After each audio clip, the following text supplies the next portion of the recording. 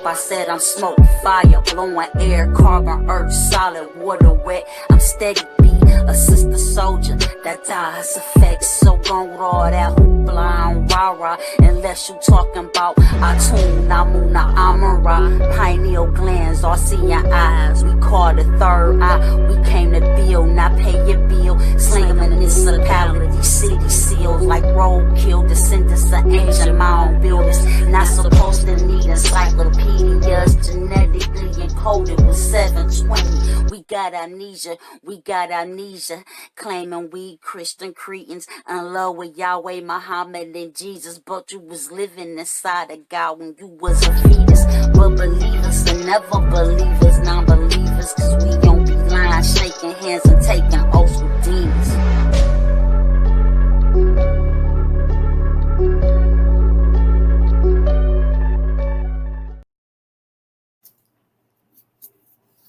All right. Let me get one more in before we start.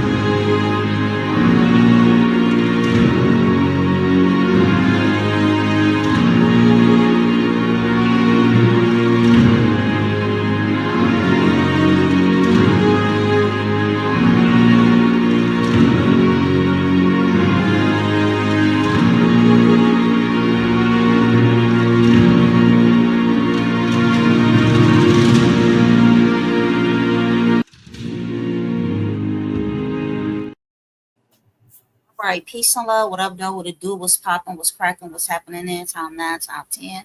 We up in this piece. We got a special guest this evening. You know, somebody that is well versed in nationality, commerce, law. Need I say law again? My good brother, we go back 20 years now. Yeah, 20 years. It's 19. I could say 19 going on 20. We almost at 20 right now. No, it's 2005, right? It's 225. Yeah. Okay, so I was right. Yeah, 20 years. Yeah, it's over 20 years now because I had just moved up here from Maryland at the time. And yeah. Well, my name is Aamrroo Ali. For all those who don't know, this is my first time on the show. This is my first time doing a podcast with my laptop. Anyway, so I'm a virgin to the mic, not so. So yeah, for me right now, I'm trying to figure out how we gonna fight the next fight, because we got people in office that totally disregard law and everything. So one thing I see us as a people, we have to be ready for anything and everything, and you have to be prepared to fight in all arenas. Uh, and I see right now we have two. We have our own personal thing that we're doing, uh, which is a good thing. And then we also have to group together with others, a few, maybe two or three, maybe more. It depends on whatever your circle is, how you feel comfortable. Because like when I was in the military, we had when we first go in basic training, you get a battle buddy. You know, that person, y'all both get a book about basic stuff, and then y'all help each other as you move along. So that's something that I see that we're going to have to do, which is something that we've always should have been doing, have somebody else conscious about what's going on in your life and the things that you're doing. Because just like back in the day when they was doing the freedom rides and they was doing SNCC, someone is always good. Someone know what's going on with you and where you're going and whatnot. Because you don't want to just disappear and get deported, even though they can't deport us, but I was just using that term. You don't want to just get kidnapped off the street and nobody have any idea what's going on. So, but being that the fact that we got people in office now who don't care about the law, and they pretty much going the way the Nazis did their thing.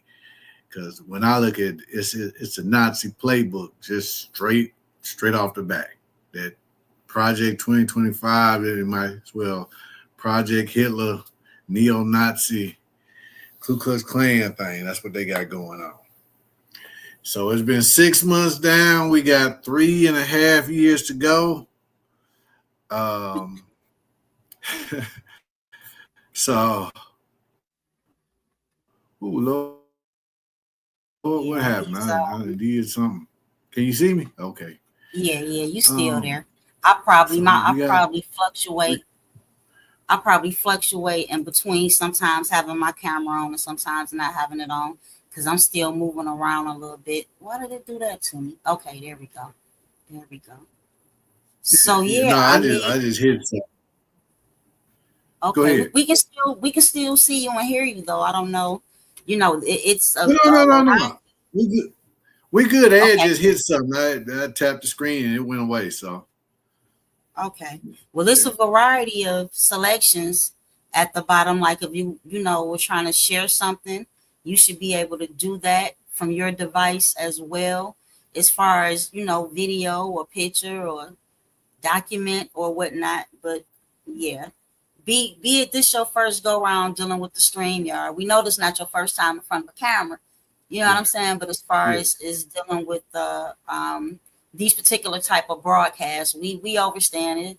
It'll take a minute, before you get accustomed to how it functions or whatnot. So we're not worried about that. Plus, you got enough, you have enough experience to just verbalize things without even, you know what I'm saying? So no biggie.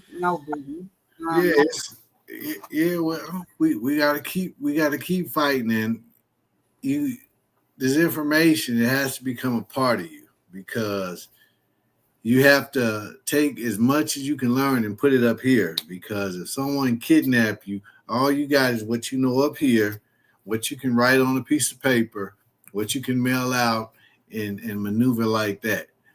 Because they don't let you take any of your paperwork in there with you, or so you got to be able to produce it from upstairs and make your moves. And so we all got to, like I said, we got to be protected.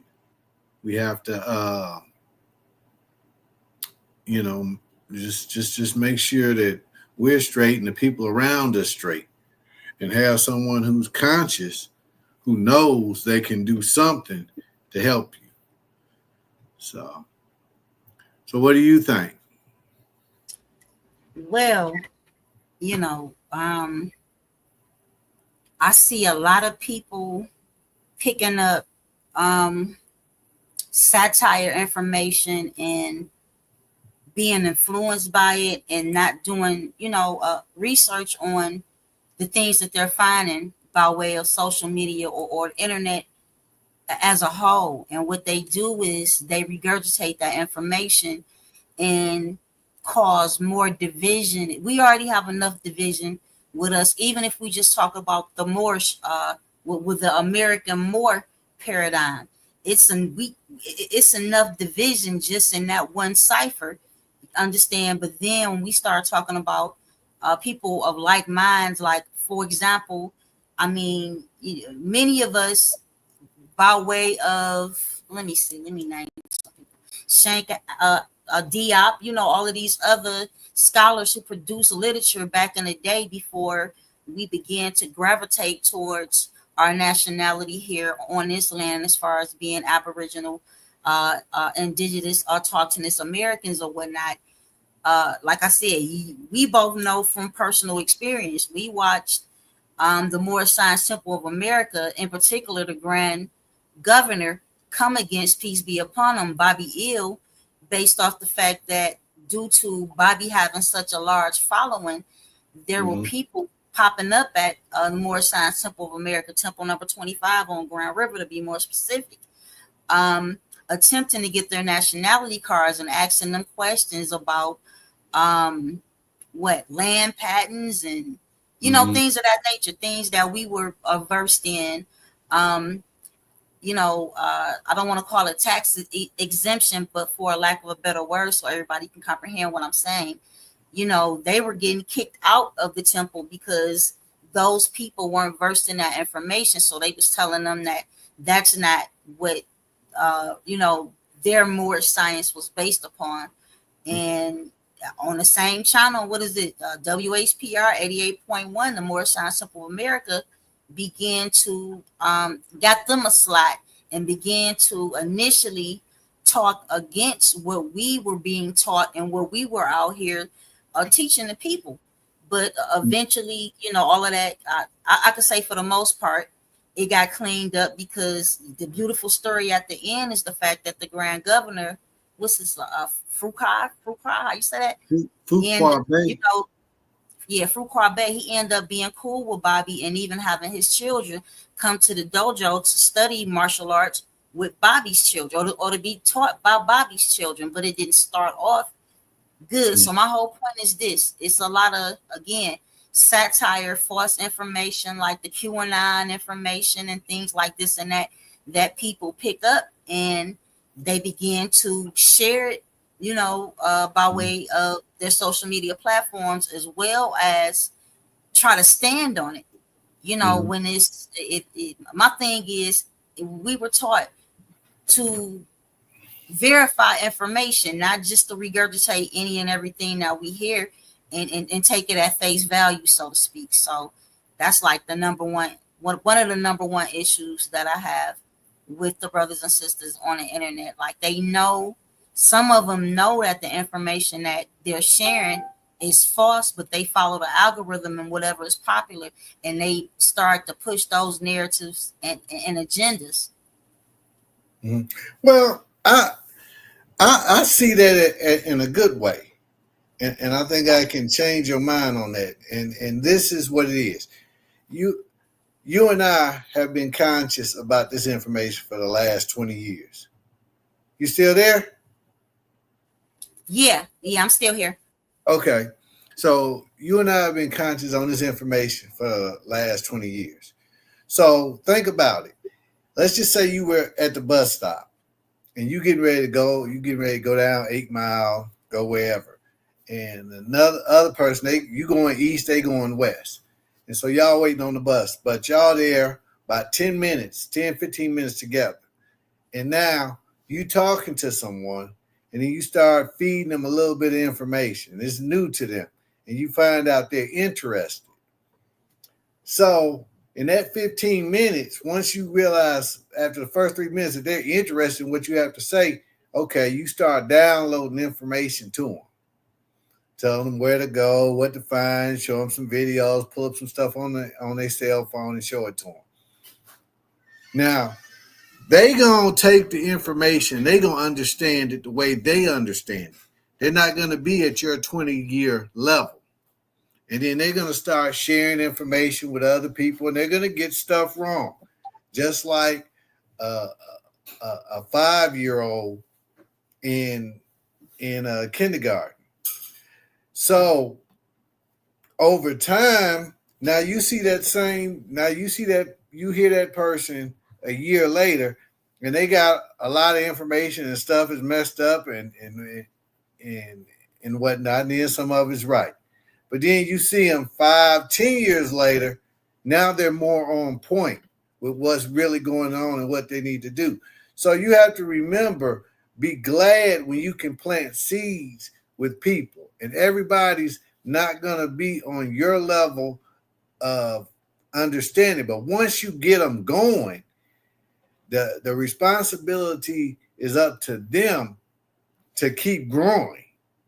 So whenever I talk to anyone new, I'm always happy when they are receiving the information, because I know once I leave, I tell a lot of people, I say, you ain't gonna ever see me again. I said, but you can go online, you can look up this brother, you can look up this sister, and they can give you more, because there's stuff on YouTube and you can get more information. You have to do more research on your own. And that person who's excited about it is going to start sharing it and start passing seeds and getting other folks the information. And in time, we'll grow, we'll become more as one the more they learn. So it's just like going into the library. You can't expect everybody to go in there and then come out with the same information you got, because everybody going to grab a different book. But just be happy that you got them to the section that says more law, geography, and they start digging in there. So that's the way I see it. What do you think? Well, again, I'll give you a more detailed example. And I hate to use this example, but I'm going to have to, because this is the one that seems to continue to resurface and is probably one of the most irritating pieces of satire news as far as I'm concerned, because it comes directly from the neo-Nazi skinhead racist people who were very upset when Barack Obama, was in that Oval Office doing his first and second term. And what they did is they made a lot of false accusations. They, got a little bit more money than us, so they took it a step further and made documentaries and things like this and that. And I hear a lot of our people regurgitating this false information. Now, keep in mind, I'm not a supporter of Barack Obama or Michelle Obama, but when it weakens the credibility of our movement when you have people running around regurgitating false information. You see what I'm saying? So the people on the outside of the circle look at all of us as if, it weakens the credibility. In the particular rumor that I'm talking about is the one about Michelle Obama actually being a man. Now, the thing is, if this was a rumor that was started back in 2009, 2010 or something like that, you see what I'm saying? It is now 2025 and you still have people regurgitating this false information. You see what I'm saying? Well, see, the thing on that's for me, I mean, I know you feel strongly about it, but for me, that's petty, because Obama is married to her. He's happy with her, and people are going to say something about you no matter what. And to me, that's a conversation like discussing aliens. My thing on aliens, if they come to Earth and they identify themselves, okay, now I got to deal with it. But other than that, I like a good sci-fi movie. And so, people are going to say what they want to say. Some of them going to say she a man. Some of them going to say she ugly. Some of them going to say she beautiful. I'm not, hey, they can say it. The thing is, we can't get sidetracked with something like that. We have to always look at the bigger picture. A thing that I've been talking about on my show is like next year in the springtime, he's going to open up the Obama Presidential Center in Chicago. And being that President Obama did run the country for 8 years, he does have connections around the world. He's liked and whatnot. For us as a people, we've been paying taxes all these years. To go there next year, make his grand opening, the biggest one ever, and to also contribute all working adults $100 to the Obama Foundation, because a man like that who's been president, who's handled billions and trillions of dollars in budgets and military stuff, he's not going to take the money and say, oh, let me put it in my pocket and go buy me some new Reeboks and 60 more homes. He's going to be concerned about the plight of our people, not just our people, of the country, and be able to invest it and get things going in our communities and around that's going to help them, because the current administration is not trying to do anything to move this country forward. The Republican administration has never been concerned about doing anything to move the country forward. All they ever want to do is just see how much money they can put in their pockets and shut down everything else. And so for us, education and opportunities in all fields is a good thing. I was pushing the military, but the food we got in there now. But the one thing about the military, they have over 800 different careers. And to run the United States corporation, the 50 states, we have to be able to do more than just rap, sing, act, play sports. We have to get into all these different career fields. We got to be air traffic controllers. We got to be scientists. We got to be conductors on the railroad. We got to know how to build a train. We got to know how to build an aircraft carrier. Working with NASA. These are arenas that our people, robotics, have to get into if you want to control a nation. And so I agree.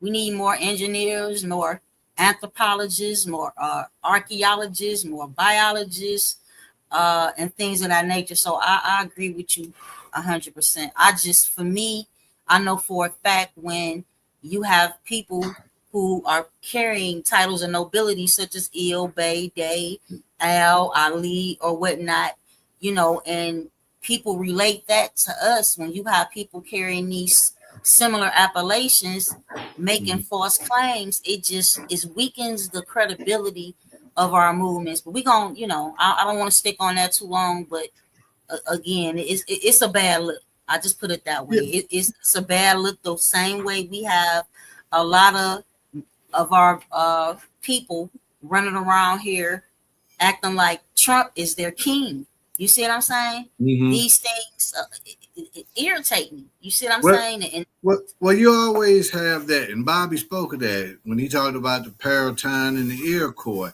how some of them saw the European and liked what they were doing. So you're always going to have 50-50. You're going to have the good, you're going to have the bad, you're going to have people, I like what Trump doing, I don't like what Trump doing. That's normal. That is normal. A little story. Some angels stayed in heaven. Some people took off with Lucifer and went the other way. That is normal. The only thing that you can do is keep presenting the right information, because what happens, a lie is a lie. I had to answer to a lie one time, and I didn't even know what it was about, because right now, if you tell me that you got a crayon in your hand, whether you do or you don't, whether you got a pencil or nothing. If your hand is just empty, if you say you got a crayon in your hand and you want me to guess the color of it, no matter what color I guess, I'm going to be wrong because it probably ain't nothing in your hand. You see, so you cannot address a lie. And what people are going to find out is that the ground they're trying to stand on is hollow and they're going to fall through. So either they're going to have to eventually go to the truth, and some people won't. Some people will stay. If you ran up off a plantation today, you're going to have to leave your great-grandmama. She can't run with you.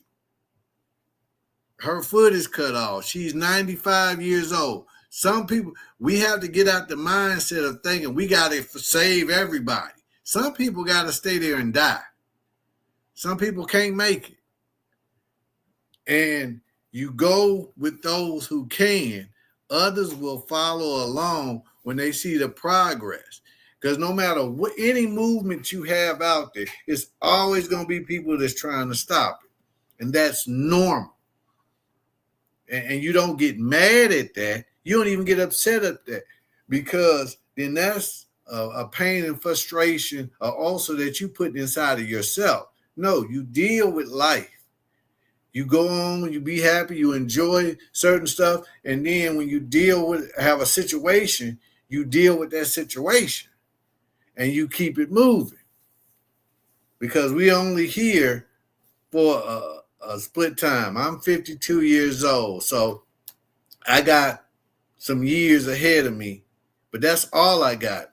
And you're not going to change the world in the next 20 years, the next 50 years. But we can be a piece of that. We can make things happen.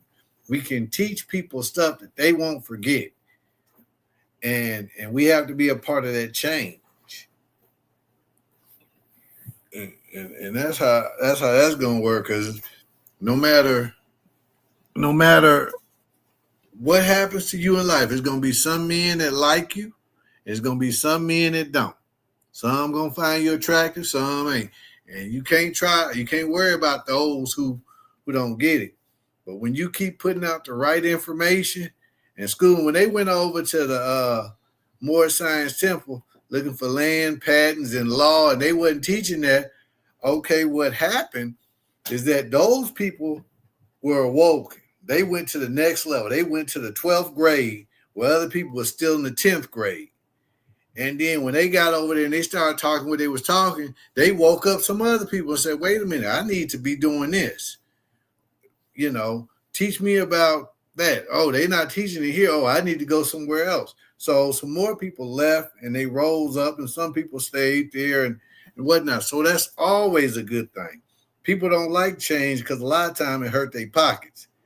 You know, just think, if you and I walked into a church and we sat down and we put up our boards and started giving out information, some people are going to love it. Some people are going to be mad because we in there, because they know that once these people get smarter, the preacher is not going to be able to control them. You know, if we go in there and we point out a couple of scriptures in there that they never talk about and say, oh, look right here, look what it said. Oh, and they never told you about this, you know. So that's the beautiful thing about knowledge. And we all got something different. That's why I value people so much, because I know anytime I sit down with someone, that's a whole new dictionary. And their life story, what they've learned and they bring to the table is going, you know, all it's going to do is enlighten me. You know, sometimes I don't even really like talking when I get around people who I deem to know a little bit more, because now I want to learn. I didn't have to read them 10 books. They going to sit up here and they going to break it down for me, you know, and give me something. And so you can't expect people to have all the information, because if you had to go into the library and read all the books before you were allowed to go out and then start helping someone, you would never get out the library. So we all getting just a piece of something, and then we go use it. You know, some of us do our due diligence, and they study more and they read more. And and even though you grab that book and you grab that book and you read that whole book, that still ain't all the information on it.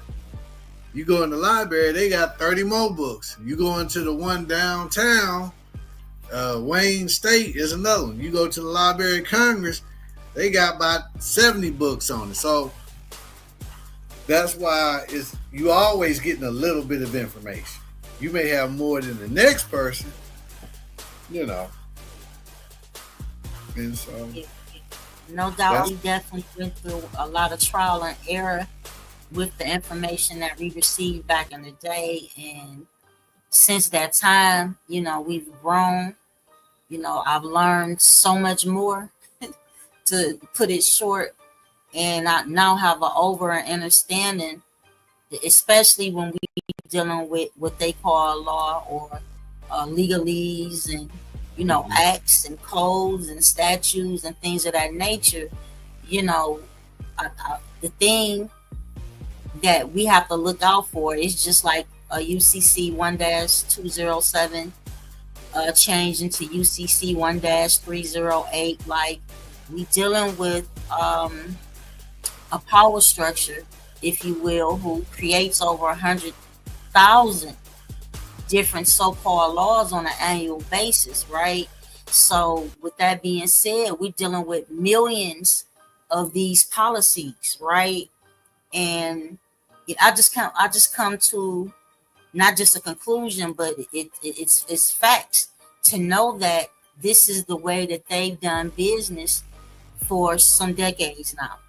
And I'm just understanding the fact that it's a reason why they present over 100,000 more on an annual basis. That brings them dealing with they physical policies and a fiat currency system. It keeps them wealthy. Mm-hmm. And speaking of, we dealing with Donald Trump as CEO right now. He's just within these last 6 months that you just spoke about, 7 months now, and in a day or two, the amount of money we just call it money for now, that he's made in these past 6-7 months, it probably exceeds what he's made in the past 2 or 3 decades. Yeah, but see, here's the thing. I have ascended to a certain level in life that a lot of our people haven't. And I don't say that to brag, but I say it because you realize things. Money, Trump, he's a child. So his whole thing about money or whatnot is to impress others. Is not for the use of what it. I wish I could find a receipt. But just imagine if I just had a receipt in my hand. It's just numbers. No one can go up to the bank and say, well, I got all this money, and so since I do, I want to take out $100 bills, $50 billion, because I want to have it in these suitcases, and I want to be able to sit it on my podcast so everybody can see how much money I got. It's just a number. More so, what our people don't get is power. And with power, you don't need money. You need to have integrity. You need to be knowledgeable, and you need to be able to apply and be like a MacGyver and fix things. Because power is us being on this broadcast, telling someone some information that they can go out and use and make their life better. Now all of a sudden, oh, that's my girl. I'm gonna do whatever I can for her. I'm gonna hook her up. I'm ride or die because she the truth, she the light. So power is being able to say something to a foreign leader, and then they say that person is right and I need to do that. Or someone who is at a corporation, dang, you're very smart. We need you. Here was a brother. he was doing it. He could speak Chinese or Japanese, and he had went. He was working for this one corporation that was owned by us, and they was meeting with the Chinese, and they didn't have nobody that could speak Chinese, but the young man had been taken in school, and so he was fluent in it. So all of a sudden he spoke up, and so he was translating back and forth. The corporation hired him right there on the spot to be their interpreter. He had the power. He didn't have any money, but he had the power to build the bridge between us and them for this corporation. So now all of a sudden, money came, trips came to go back and forth to China to be the ambassador. Why? Because of what he knew. And so that's why educating ourselves and our children on anything and everything we can is so valuable. Because what you know, if you go into another country right now, you take your passport or whatever, you get on the plane, you go to another country, you can speak the language, you respect the custom and whatnot. They're going to see you as valuable for them, and they might offer you something, you know. So we have to come more into the thing of having power and using power. You invite me on this broadcast tonight. That's power. Me using your platform. And when you have something intelligent to say, something good to say and put out to the people, that's how people start giving donations. That's how people start following you. That's how you build. You see how you start to build stuff. Because they say, hey, this is a worthy cause, what this individual is trying to do. So we have to start looking more at power than money, because you know, a lot of people can sit and hit a button on a computer and launch a bomb, and they ain't got no money. So I want to hear what you have to say. Right. Well, again, whatever we gonna call it, whether we call it credits or fiat currency, you know, again, the fiat currency system fits. It goes hand in hand with the fiscal policies that they put together, right? So just with that being said, I'm looking at the moves that he's made, and for example, the cryptocurrency. Originally, he was anti-cryptocurrency, but now he has his own cryptocurrency. Originally, he was a supporter of the Democratic Party. He even, you know, donated money to the Democratic Party. Now he's a Republican. You see, so those two things, I wouldn't really scold him on, but it's other factors that goes along with that, like certain things that he said he was gonna do during his first term of 2016 through 2020. He said he was gonna build a wall and make Mexico pay for the wall. He said he was gonna put Hillary Clinton in prison, and he didn't do either of those things. And those probably are the least of the fairy tales that he sold people, right? But my thing is this: whomever sits in that Oval Office, their job is to make the wealthy wealthier, not to make sure that people have health care or what they call it now, bridge card, good insurance. You know, when I say people, I'm talking about the general populace of people, those who may be middle class, upper middle class, lower middle class, just at the poverty line, just below it or just above it. Those aren't the individuals who he was selected to give aid to. And imagine being put in a position where, or wanting to be in a position where you're going to aid the rich and wealthy as if they needed it. You see what I'm saying? But again, anybody who gets in that office, ultimately, That's what their job is. Their job is to make the wealthy wealthier. So I don't have these high expectations for him. My issue again is with my own brothers and sisters, um, expressing how much they like him and Hey, like can you what he. close the door? They're not fully informed on even 2% Give me a of second. the I'll be right back. that he signed.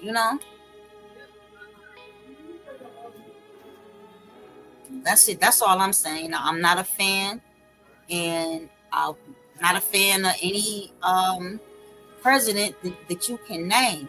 But this kind of reminds me of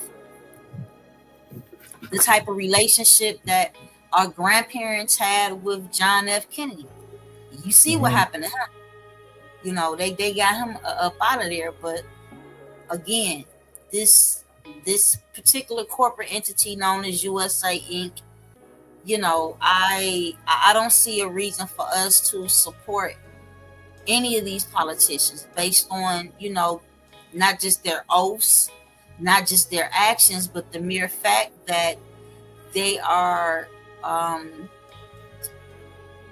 infringing upon not just our rights but our sovereignty as a whole, right? Well, Go ahead. Well, see, everything is a movement, and a lot of people they didn't support Kamala Harris, and they supported Trump, and a lot of them who voted for Trump getting deported out of the country. Now, people use that argument.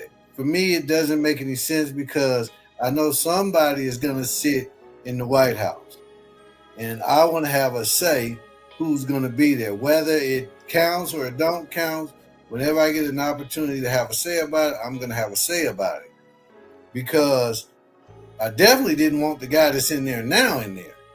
And then I just don't want to be someone sitting back complaining about the person that's in there, and then I don't take my opportunity to make sure they're not there, because, people are looking for someone to get in there and to be perfect. I don't expect that. I know whoever sits in there is not going to be perfect. I always think one person is better than the other person. And that's how I see it. They make you promises, and sure, they try to keep their promises, but then they get in there and they actually find out what the job is and all the stuff behind it. They find out they can't do everything that they said they wanted to do. But people want to hear that. People don't want to hear the truth. So Donald Trump got in there and promised them anything. Anytime he went to a different meeting, they wanted this. I give it to you. I give it to you. But his main thing was to get out of prison. And I can't get mad at anybody who don't want to go to prison. I mean, you think about this. If you were 6 years old and your parents told you don't steal, and you went to the corner store and you took some candy out, do you want to whoop it? Of course not. You did wrong, you got caught and whatnot, and they taking you back to the store, and you still don't want to whoop it, even though you did wrong. Who enjoys pain? Who enjoys punishment? Nobody. So I can't get mad at someone for not wanting to go to prison for 5 years. And I think about Brother Baines in the movie Malcolm X, and I was trying to tell this to another person, but he was so eager to cut me off and say what he wanted to say, because he said that guy wasn't even real in the movie. That wasn't the point. I don't watch the Super Friends and Batman and Robin, who wasn't real, was a cartoon. They taught me how to do the Heimlich maneuver. So, but Brother Baines said in Malcolm X, and one of the most important things in that movie to me is he said, everything that the man give you, he said, flip it around and use it against him. And that's why learning everything you can is so important. A little bit of something is better than a whole lot of nothing. And when you use it, you're going to find out, okay, maybe I need to know more about it. Maybe I need to go back and check. And that's a lot of people have a problem because a new person comes in and then they don't have 10 years, they don't have the 4-year degree, but they only been there 2 days. And when they get excited about something and see that they can do something, okay, they're gonna start running out there and doing whatever. And the best thing you can do if you there is be there and help them and guide them and whatnot. But a grown person is gonna do what a grown person want to do. So being a resource to an individual is very valuable. They know where you are. They can call you. They can get your support. But their situation is their situation. It was one guy, he was doing something in New Jersey, but he was new. And all I could do was give him information based on what he was telling me. And he was out there and he had to deal with it and how he did, So we got to stop internalizing and taking so much on us, but be happy that this person is waking up. And just like a flower, they have to grow.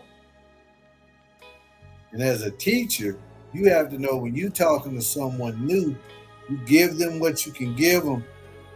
And then, you move on. If you're in their life, you are. If you're not, then you're not. What more do you expect from the Albion? One thing for us as people, I think we have to get away from calling people racism, because one thing that I think that we have done to damage us is as soon as we don't like something or we feel we've been done wrong, we call someone racist. Now, here's the big problem with that. You're not dealing with the problem. Whatever problem you have with that individual, you're not dealing with that. You're just saying, oh, you don't like me because of my color and I'm going to call you a racist. Well, the individual might have had a legitimate complaint with you or about you. But instead of dealing with that, you call them racist.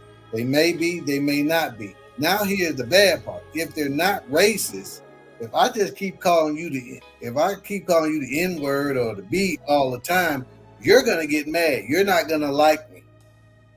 We may start off, you may meet me in and say, okay, I'm gonna give him a chance. But if I just keep calling you be this, be that, keep calling you racist, and you're not, then I'm making you racist. I'm making you dislike me. Why? Because I'm not dealing with the issue. If I go to work, if I have a problem with someone, the last thing I'm going to do is call them racist. I'm going to deal with that issue. When I was in the military, in my whole life, I'm 52. In my whole life, only one Caucasian person has called me the N-word. Anytime I ever heard it, I heard it from my own people. Now, a lot of people may find that funny, but yeah, only one Caucasian. When I was in basic training, and we were in our 8-man bay. So you got bunk beds. You got 2 bunk beds on this side, 2 on this side, and 2 on the back. So there's 8 people in the room. And I'm sitting down, I'm writing a letter to my father. I'm 17 at the time. And this Caucasian guy, he's sitting on top of the bunk. We were talking about something, and he ain't like whatever I said, whatnot. So then he just started calling me the N-word. Is that? And I ain't moving muscle. I'm still on the floor, writing my letter to my father. I'm steady. I'm just talking to him. But he said it about 3 times. Then after that, he stopped. Me personally, I was hoping he would have kept on saying it. But I said to myself, somebody gonna come in here and snatch your butt off their bunk, beat you down. I won't be a witness.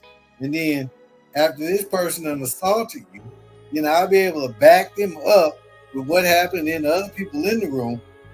I said, but it didn't offend me because I knew one, I wasn't that. And then secondly, I knew he was only saying it to make me mad. He thought that was a word he could use to trigger me. And so many of our people, they have no problem using words to trigger people, whether it's other people or ourselves. And it was I think it was an Ice Cube concert one time, and I saw the interview, and NWA, and he up there, and he might have been out in Idaho somewhere. I don't know where it was, but the whole audience was Caucasian. So they just up there, they singing the song with him, and they just, he's like, I got 30,000 people calling me the N-word. Well, that's what you told them to call you. They being respectful. And so, our people use stuff that's derogatory towards us and then get mad when someone else says it. So it's things that we need to change.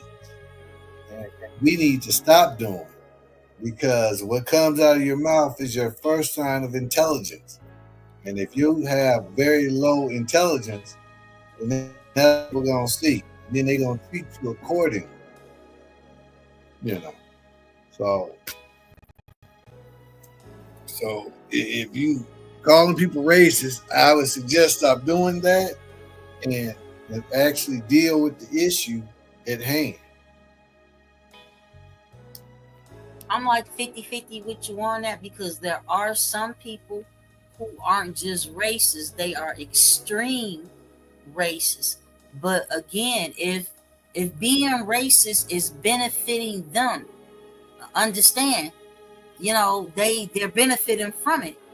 And as far as us, as the most ancient people on the planet, being that we aren't the ones, when I'm talking about power, I'm talking about those who control the wealth and the resources. You know what I'm saying? Currently, we aren't in, and I'm speaking of us here in, what we call North America. We're not in control of the wealth and the resources. And again, I agree with your original statements that you made at the beginning when you said that we need more than just entertainers. You know what I'm saying? Mm-hmm. Like when we talk about sports, that's a form of entertainment. So when we talk about athletes, they're entertainers. Whether we're talking about actors or musicians and things of that nature, directors and so on and so forth, they are still a part of that entertainment industry, which, that's something that, some people have the natural gift and some people are trained, right? But again, those aren't the people who control the resources and who are able to, they're not inside the judicial, the legislative, and the executive branches of government to be able to make changes.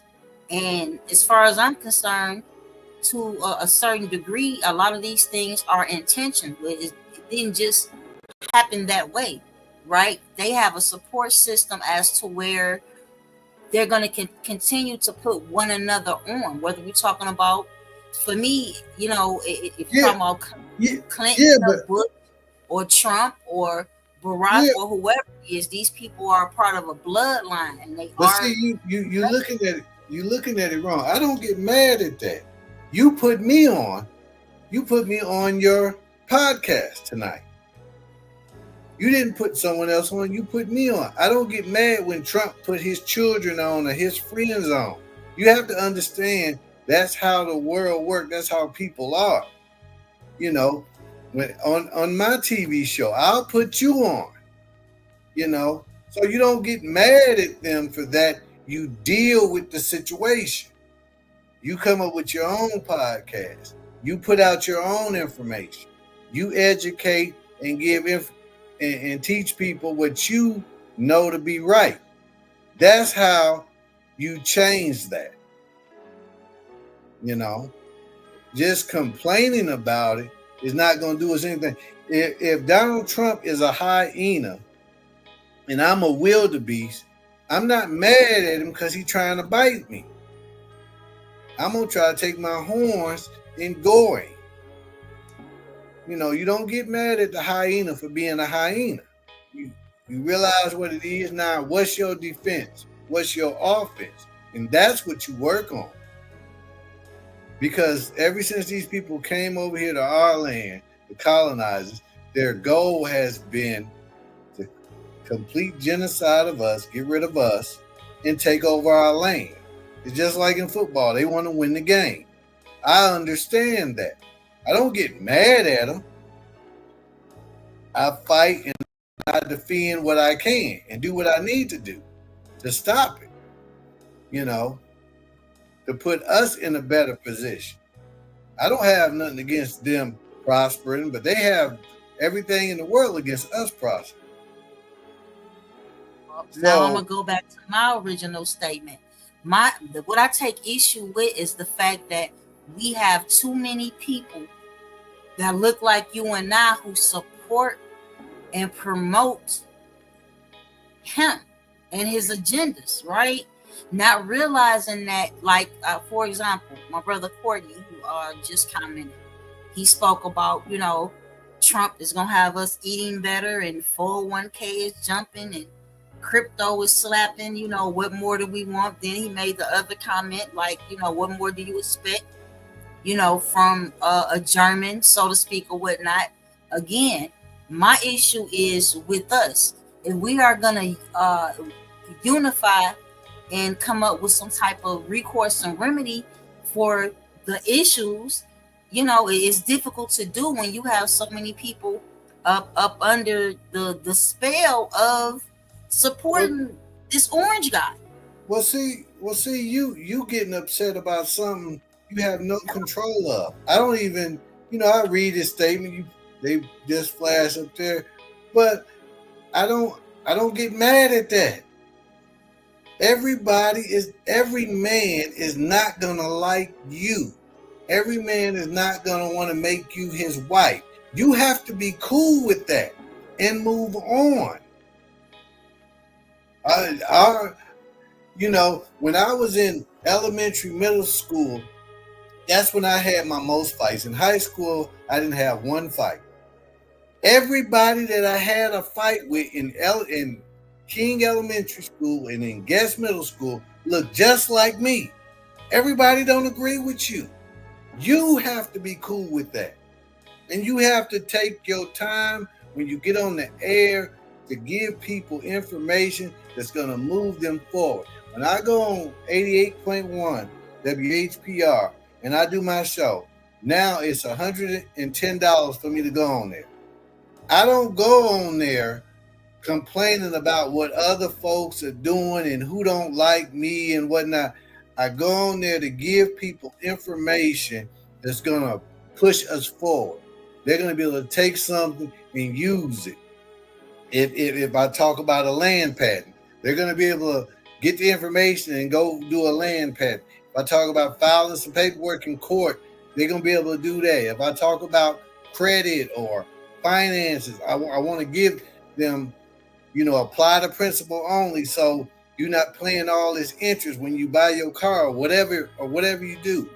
That's what I want to tell people, stuff that they parents didn't teach them at home.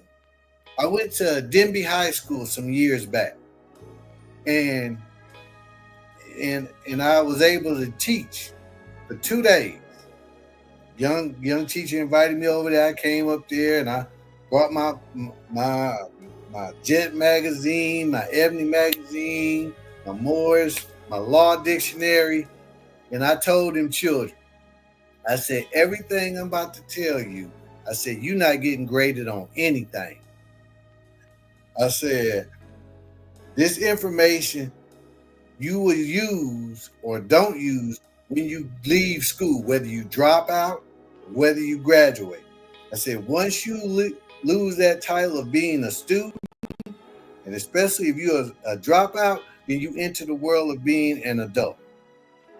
And so, with the stuff that I'm going to tell you about life, it's for you when you get out of here, stuff that I don't think a lot of young people get to learn about.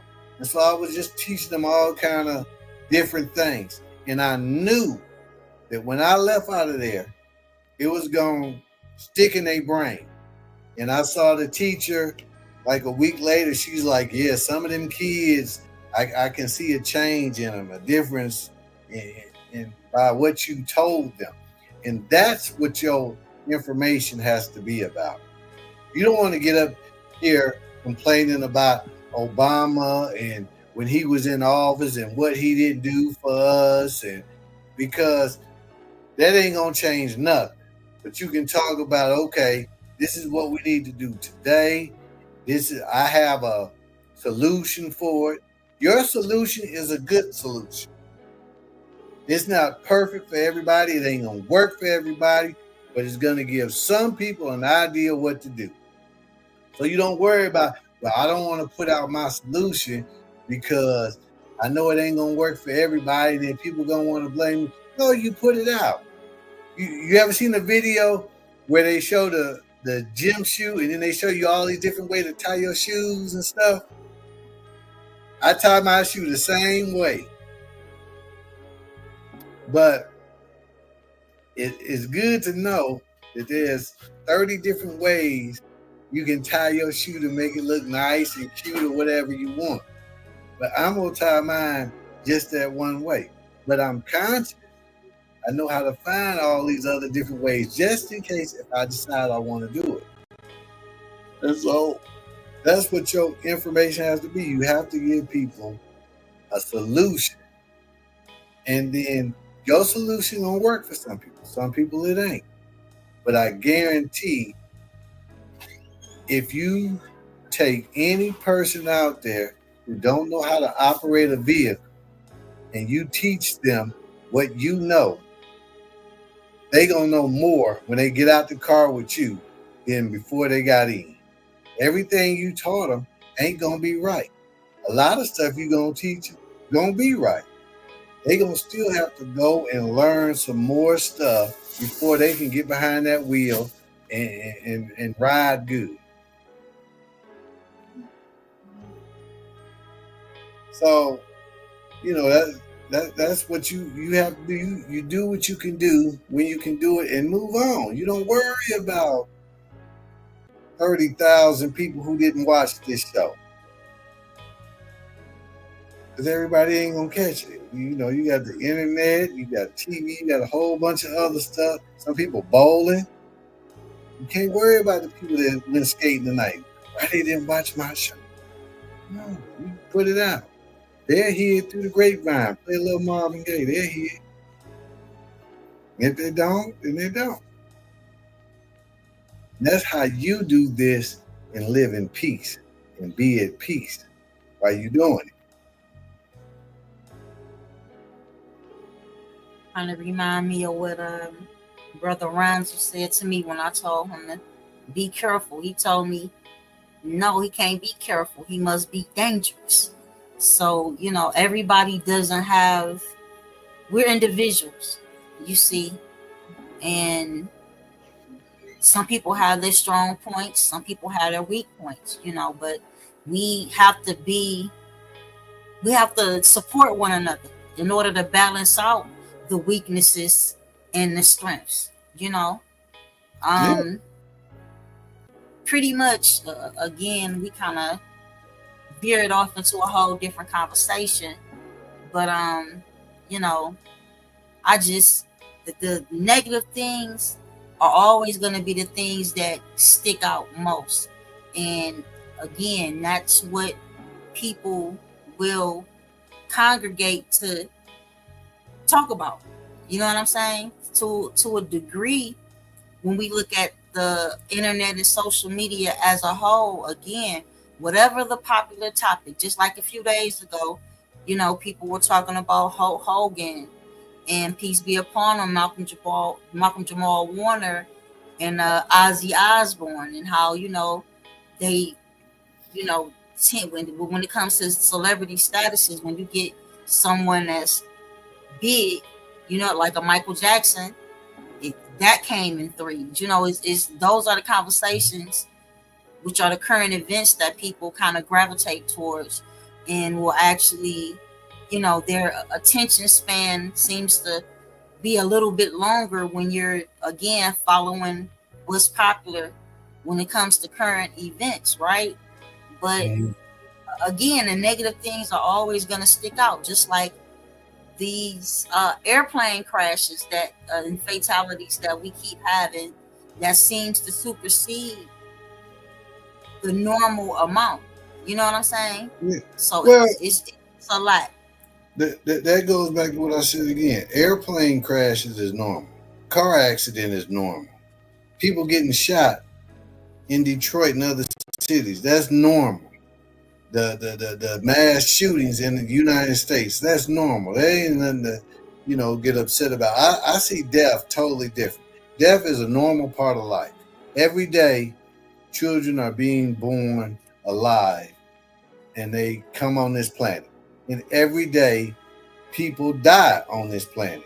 I know that. I realize that. I accept that. A lot of people have a hard time accepting that. But that's normal.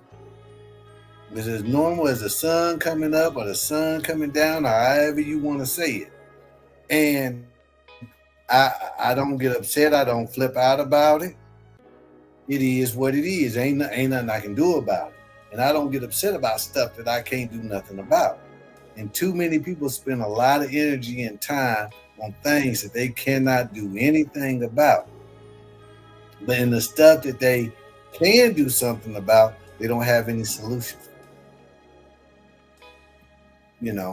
Because if you come up with a good solution to a problem, it is what it is.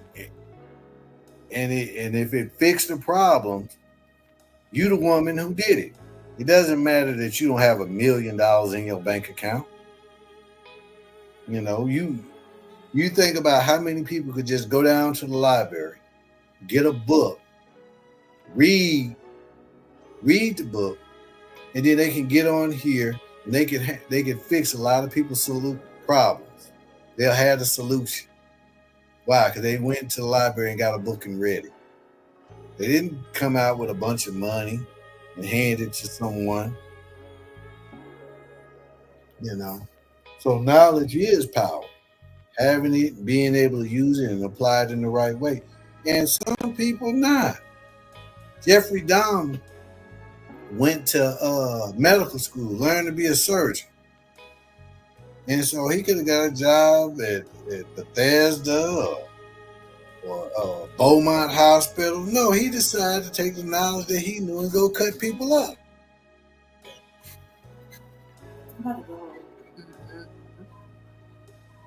Yeah, so that's what people do. You don't get upset about any of that. Yeah. So it's a lot of people, suffering from mental health issues, right? And they can be, a well-known scholar. You see, it doesn't mean that they are a righteous individual. Kind of support the theory that you just spoke on. About someone, having degrees by way of some university to be a surgeon. Some people, like, I'm gonna keep bringing up Donald Trump, for example.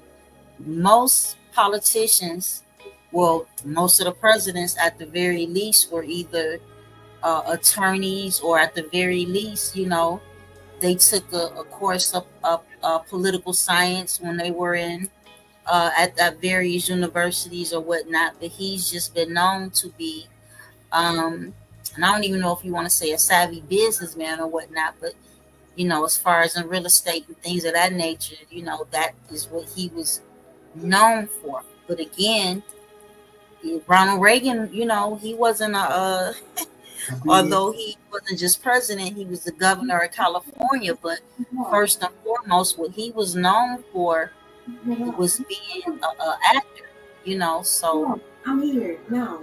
People, it's not a matter of people sliding through the cracks. It's a matter. I'm about to mute your mic. I can leave. It's a matter of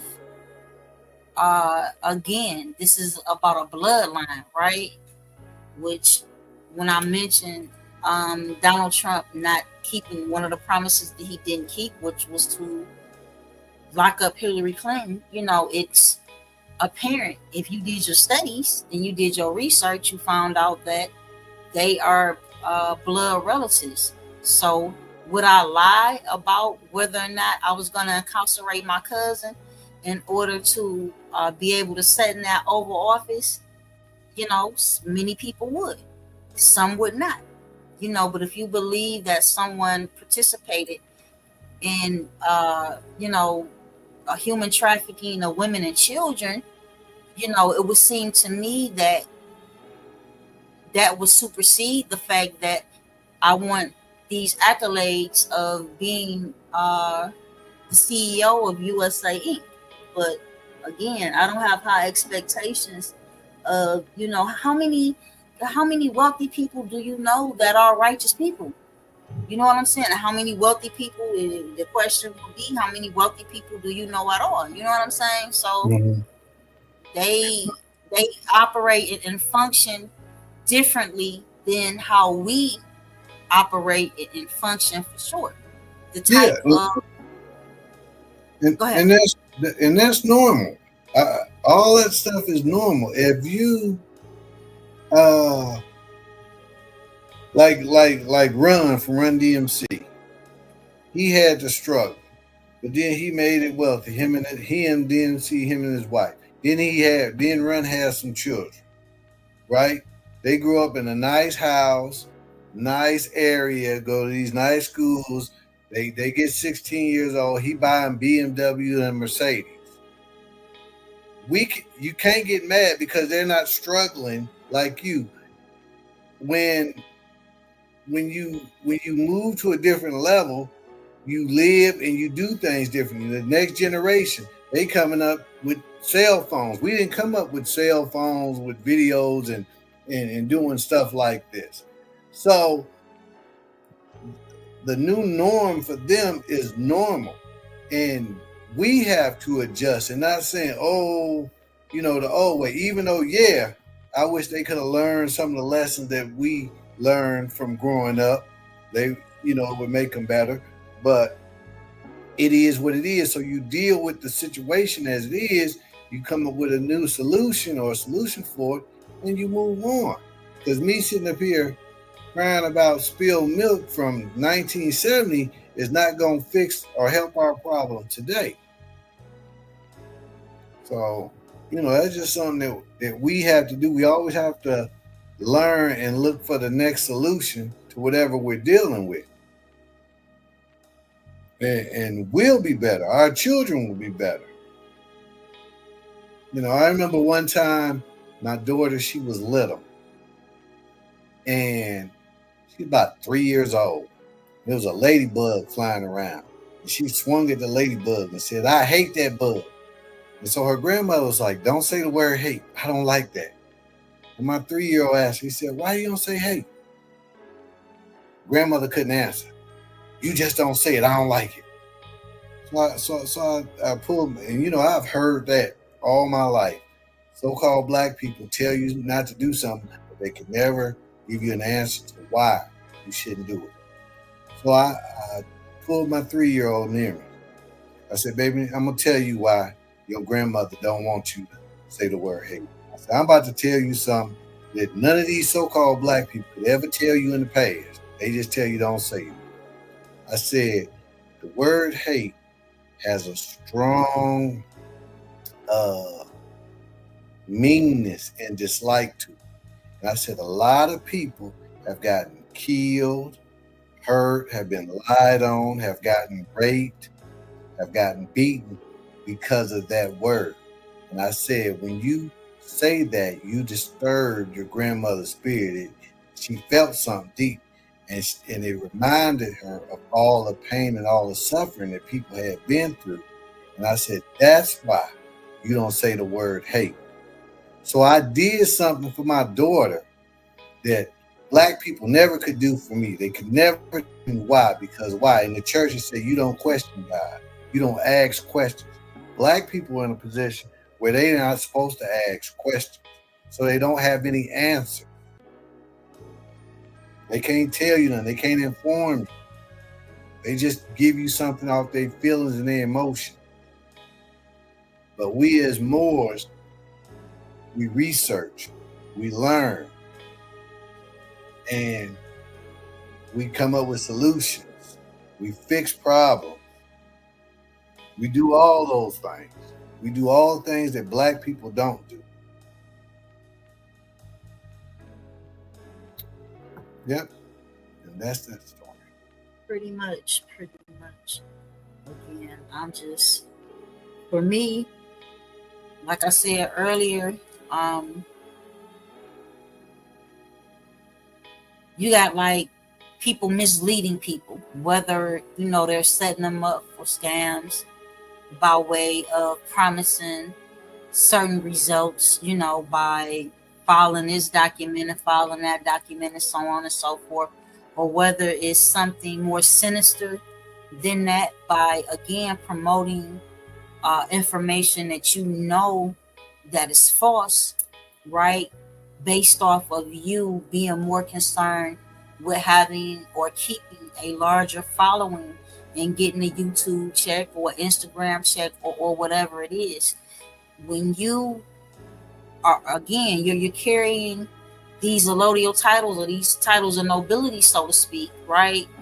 I expect these people to do better than they're doing. But again, for the most part, most of them are just some selfish bastards. I'm going to just say what it is. Well, and it's not in my nature to be that way. So I'm always going to address the falsehoods so that other people don't get bamboozled by fake information or make the assumption that all of those Moors, are delusional.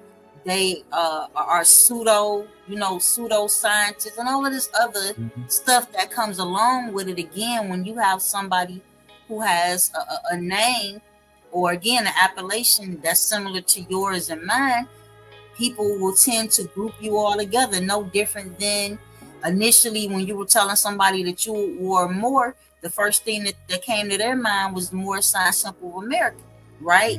When you were not a student or a member of that particular organization, based off the fact that you said that you was a Moor, it's the first thing that comes to mind.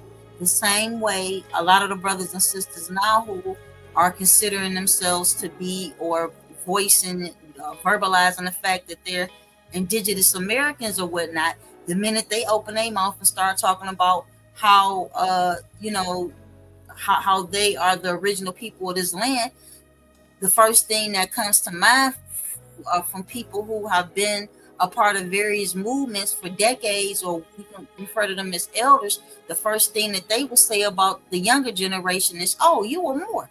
As soon as they open their mouth and start talking about the ancient Americas and this, that, and we indigenous here, the first thing that comes to an elder mind is, okay, you were Moor. They get offended by that. I ain't no Moor. And Moor is this, and Moors ain't that, and and they culture vultures and all type of stuff. You see what I'm saying? These people don't even recognize the foundation that they standing on. They think that this shit just started on the internet, or somebody just pulled something out of their butts from somewhere and they're standing on that. They don't realize that there was decades and decades of demonstration that precedes them. You see what I'm saying? So I don't have a bunch of complaints or I'm angry about this or about that, when there are some things that I am upset about. I'm not in denial, but my point is, when again people push these false narratives, especially those that come from the colonists, you know what I'm saying? Like, it's not a good look for us. Now, no, that doesn't affect me. That's not a look on me, because people have their individual character. If you hanging out with us and you a liar or a thief, you are the liar. You're the thief. Me being around you, yeah, I can get clumped into that, but I also have to realize, okay, that person, they does this, or that person, they saying they're Moor, but they're a thief. So I'm not gonna deal with them. You can't stop people on the whole of this earth from stealing or from lying. All that stuff is normal. only thing you can do is keep putting out positive information. When you meet someone who doesn't know or who did wrong, the thing you can do is do them right. Do right by them. And then they'll say, "Oh, you different from these other people." And that's how it happens. But me, that's like a lot of stuff that I grew up in a Christian church. A lot of stuff that they do and they put out, I don't agree with it.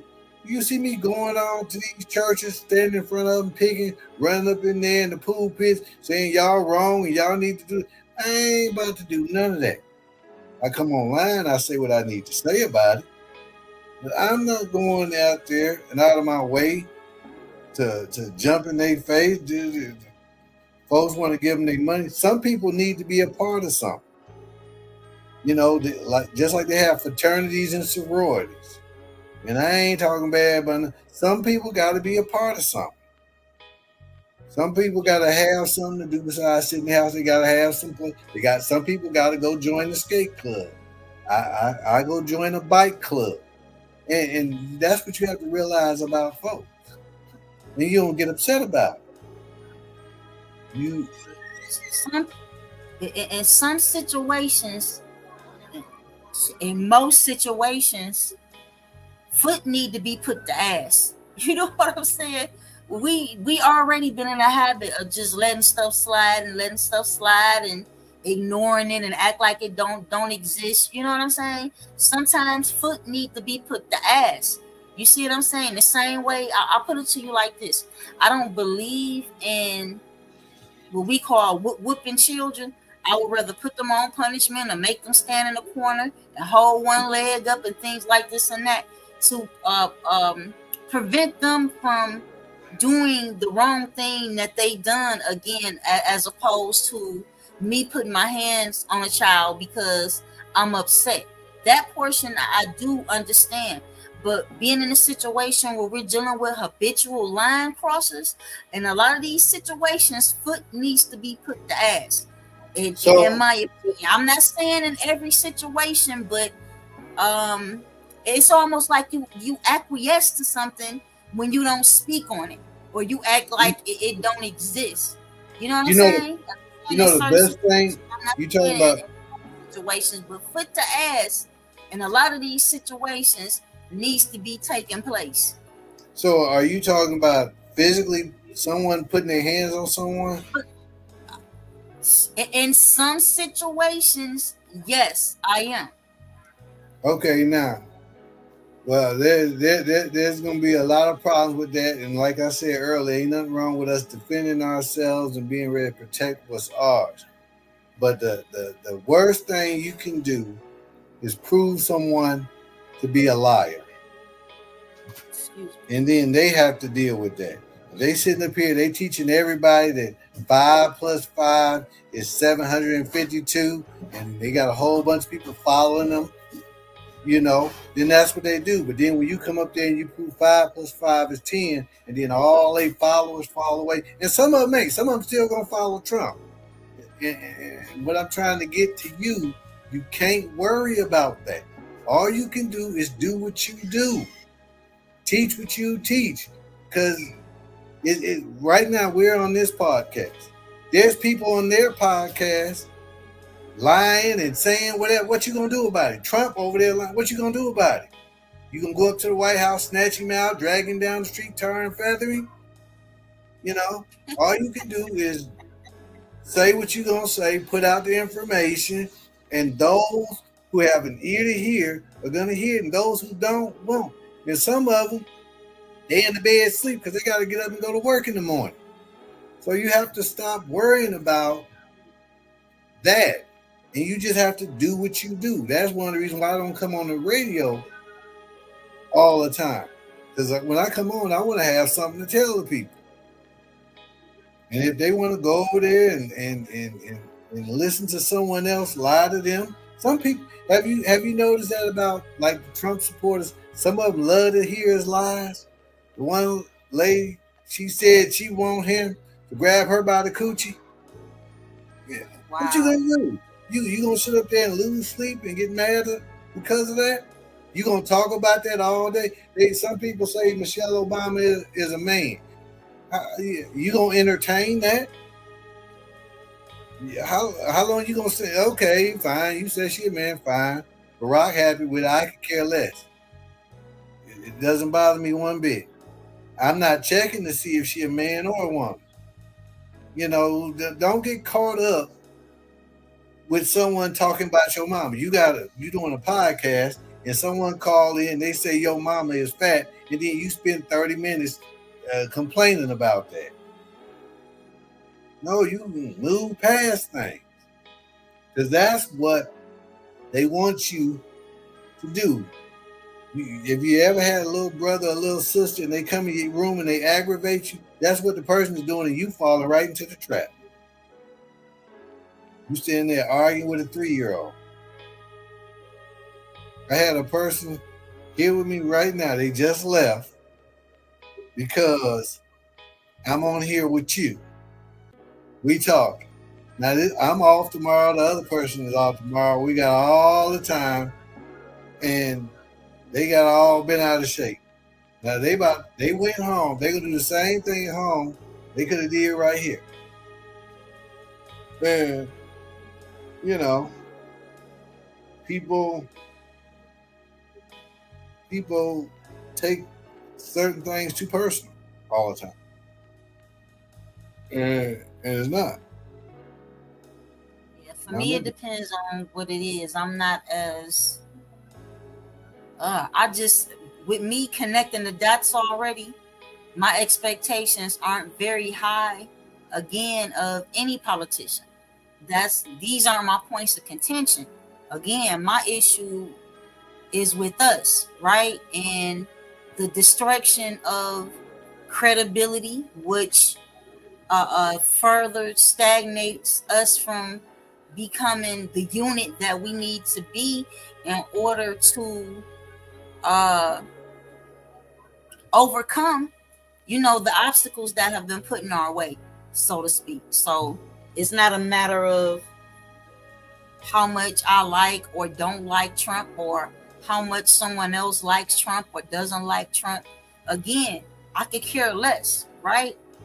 But it's for me, it gives me a clear view of who some of these people actually are. You know what I'm saying? And their lack of knowledge. I'll just put it like that. Some people might have these social media handles and photos that make it look like they're very versed in knowledge itself, but once once they open their mouth or they share something, it just lets me know, you're not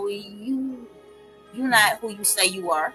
You understand? Or what you appear to be. I'm not gonna say what you say you are, because again, once they begin to voice their views and opinions, it's like, wow, you really haven't studied this, that, and the third. Because had you really studied this, that, and the third, you wouldn't, be trying to stand on what you're attempting to stand on. And that's just where I'm at with it.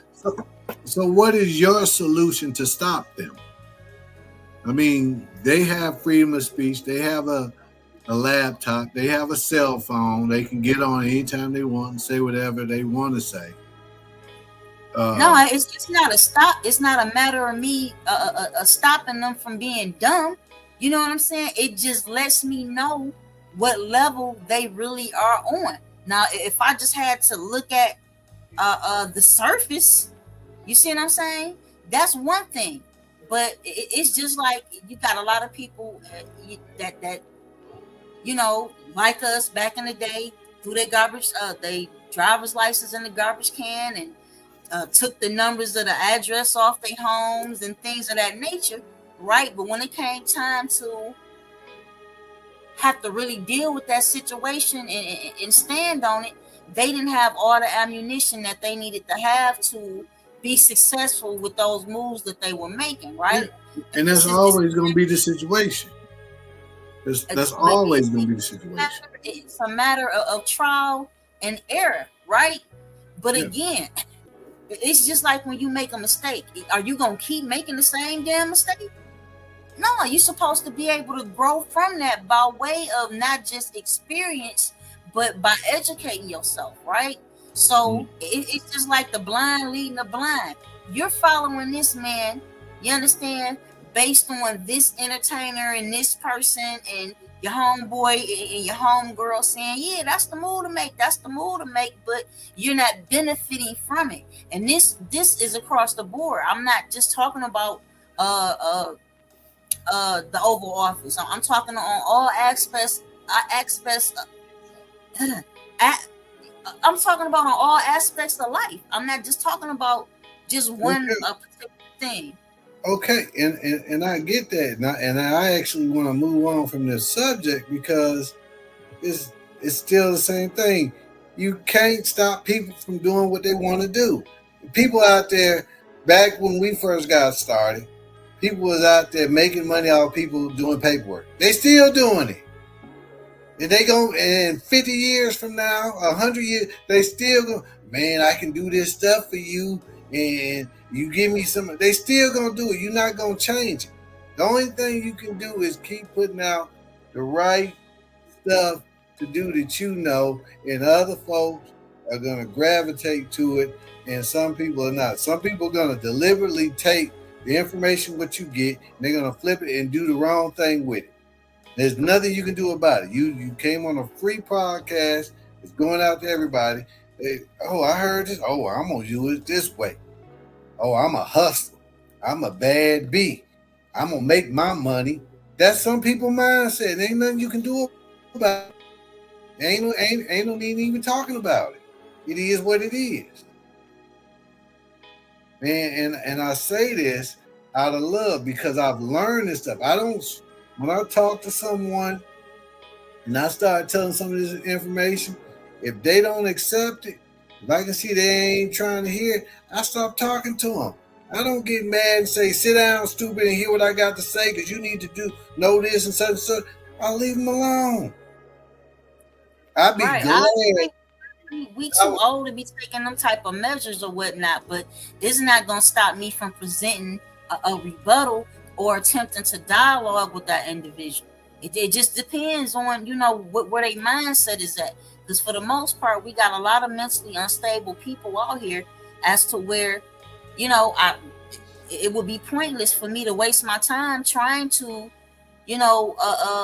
give them some wisdom, so to speak. But again, this is a recorded broadcast. You see what I'm saying? So later on, other individuals are going to be able to view it and listen to it and come to their own conclusion about whatever. But for me, again, there are some situations where we have to start putting foot to ass, whether we're talking about physically or whether we're talking about the pen being mightier than the sword. But at where we are right now as a people, we can't just sit back and not do nothing. You see what I'm saying? That's for me. That's not a resolution to these issues. Although I understand where you're coming from, and I'm not saying that you're wrong, and I'm not saying that I'm right, because the situations vary. They're not going to always be the same circumstances or whatnot. You see what I'm saying? But I just for us, it's time to take a stand on particular. Either for me, I would much rather us as a people just stop doing business with these people overall, period. Then we won't have to worry about this shit, and we can do what we're supposed to do in the first place, right? Just like the well, see, that's something that you work towards because courts. You understand? They have their own elected officials, right, and appointed officials, and so on and so forth. This is what you and I were taught over 20 years ago.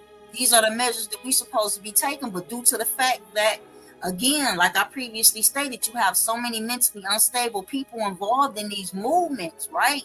And then those who are at the forefront that are supposed to be leading, a lot of them ain't too goddamn bright either.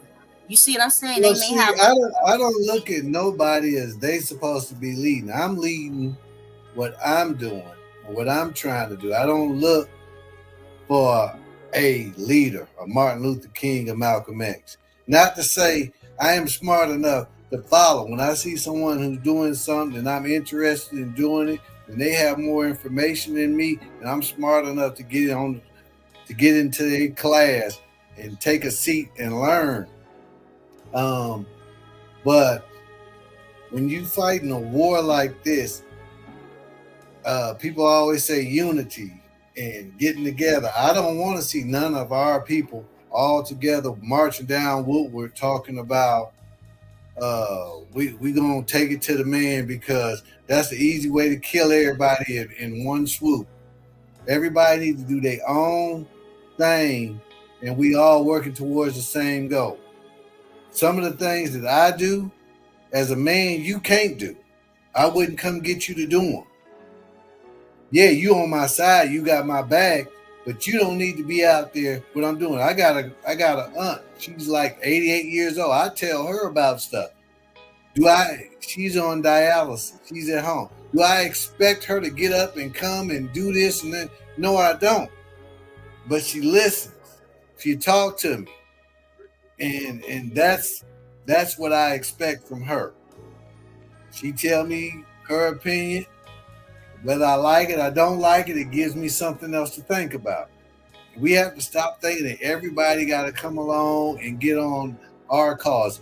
We all fighting the same beast. It's like ants on an elephant.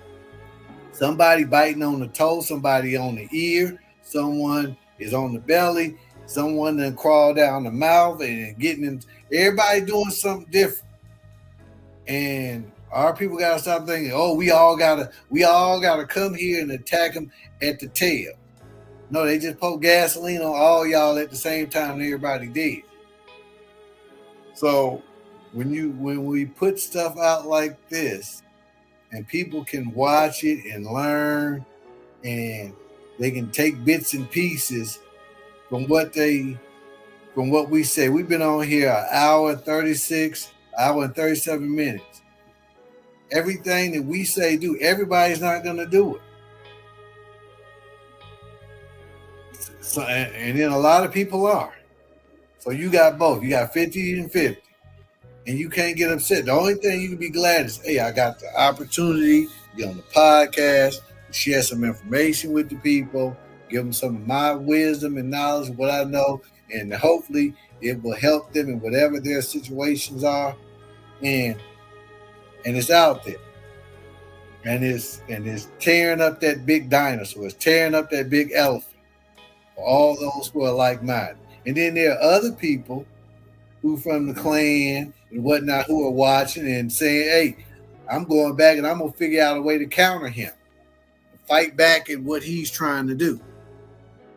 So you're going to have that. You got people like that who look like me and people who don't. Who working both sides. And that's life. That's the way it is. It ain't nothing you can do to change it. All you can do is keep putting out good information and so other folks can learn, get involved, and do what they can to help the fight. But worrying about everybody being on our side, Some people, they like, you look at Clarence Thomas. He like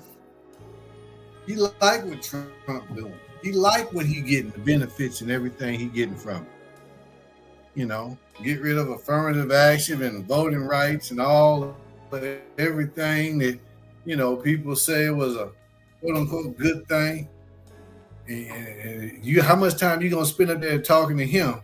And this man has more access to law and know more stuff. How much time you gonna spend wasting on here talking to him? I wouldn't. Everybody that look like you ain't your friend. Those are just things you gotta deal with, and you don't get mad and you move on. That's life. Super Oreo. Super duper Oreo. Yeah, okay. I'm just saying, I wouldn't have words, in any way. You know what I'm saying? He's a supporter of what he's a supporter of. But see what you just said right there. That get back to my term about saying racism, calling him an Oreo or not. Whether he is or isn't, he's not on my He side. is. He is. But that's I'm getting back to the name calling. It's not even necessary. Person is not on my side. You think I'm gonna spend a lot of time doing a podcast to him, asking him for help? No, he's helping Trump. He's doing everything he can to help Trump. Man, we got the same color. I mean, Trump is he's an Oreo center, and we on the outside. I don't waste my time. You know, and I'm not gonna sit up here and insult you. I'm not gonna call Trump a racist.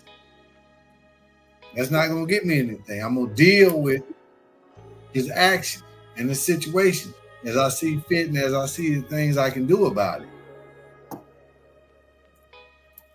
But we had to get away from the name calling. And when they see we intelligent enough to block their moves and stop their moves, a lot more respect gonna come. Just overall with actions, you know.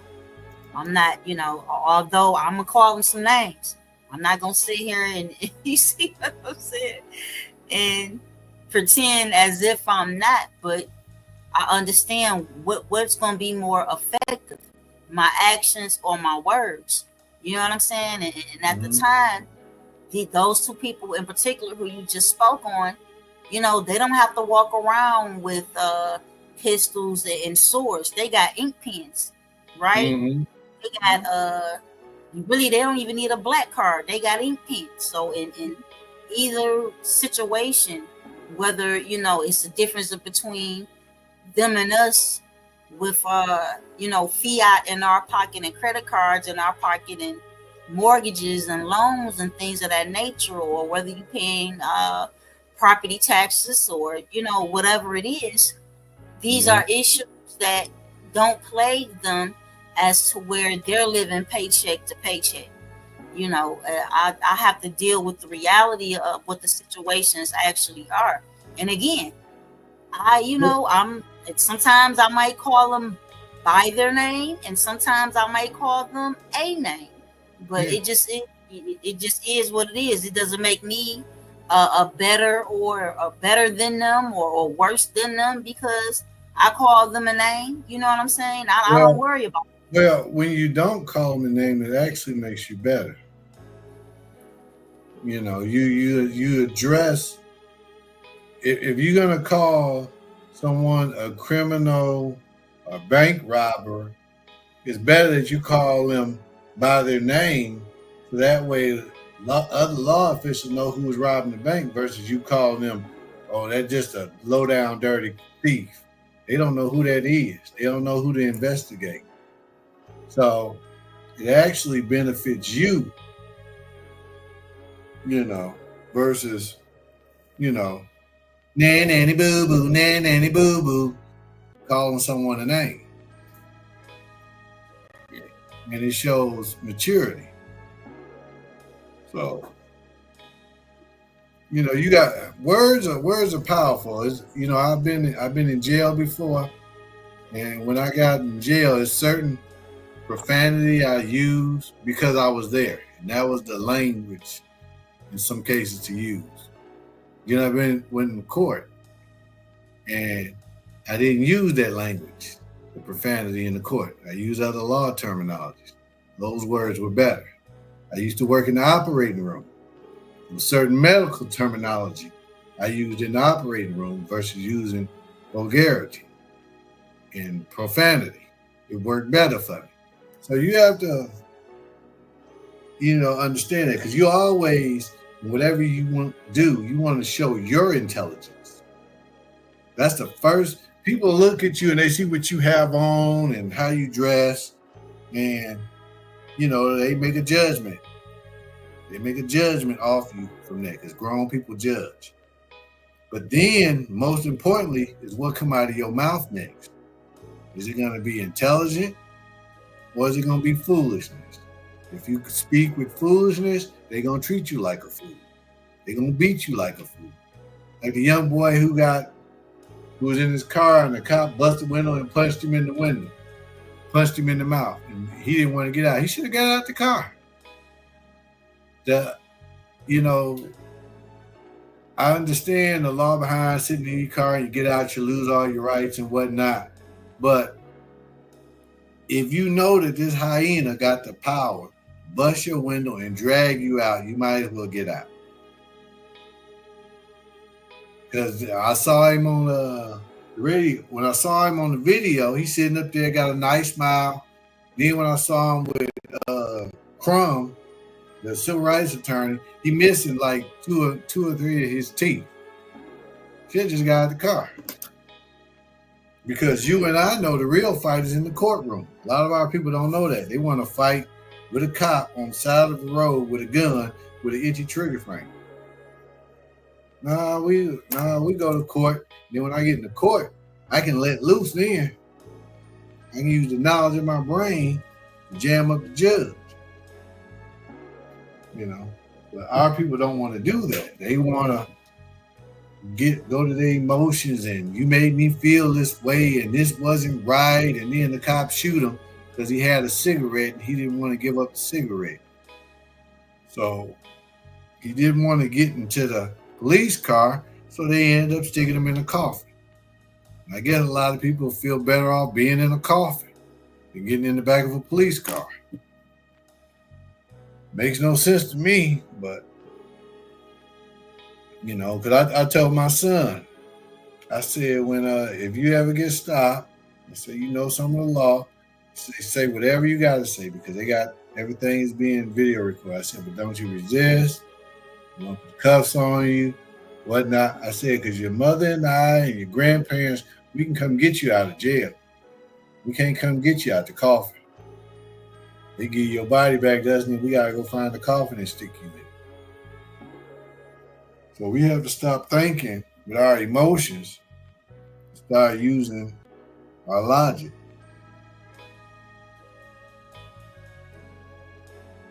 Because emotions are bad. They're good if you know when to use them. The best time to use your emotion, people, I'm going to tell you. Best time to use your emotion if you're getting married, you're on a vacation with your sweetheart, you at a family reunion, you at home with your specials. That's a good time to use your emotions. But when you out here at work, you get into your emotions at work, you get fired, or you get into your emotions and you get into a fight at work, and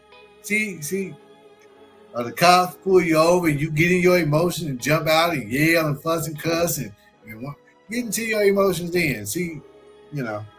Your emotions are good when you're in the right spot.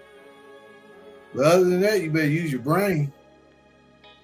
Use your intelligence. If you don't have no intelligence, pick up a book. Have some life experience. Your emotions will get you killed real quick. You ever hear people talk about, they walking across the street, or if that car hit me, I'm going to get paid. Yeah, your leg going to be busted. You might be dead. They're using their emotions. They ain't using their brain.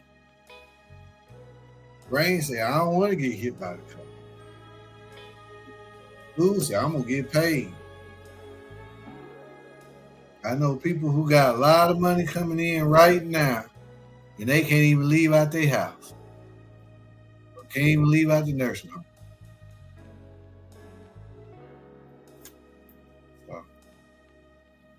Well, you still there? Me, myself, as a scholar, I know that we're supposed to examine both sides of the coin or look at both sides of the argument, and it's a lot. It's a lot, Growing up, we was taught, not to talk to strangers, right? Mm-hmm. And you find yourself in a predicament where there are an abundance of strangers around you who are armed with shackles, you know what I'm saying? Mm-hmm. And their intent is to kidnap your ass and hold you for ransom. Like, that's a lot. You know, it's that's a situation, unless you've been in that situation multiple times, as to where, you know, there are gonna be some emotions involved with it.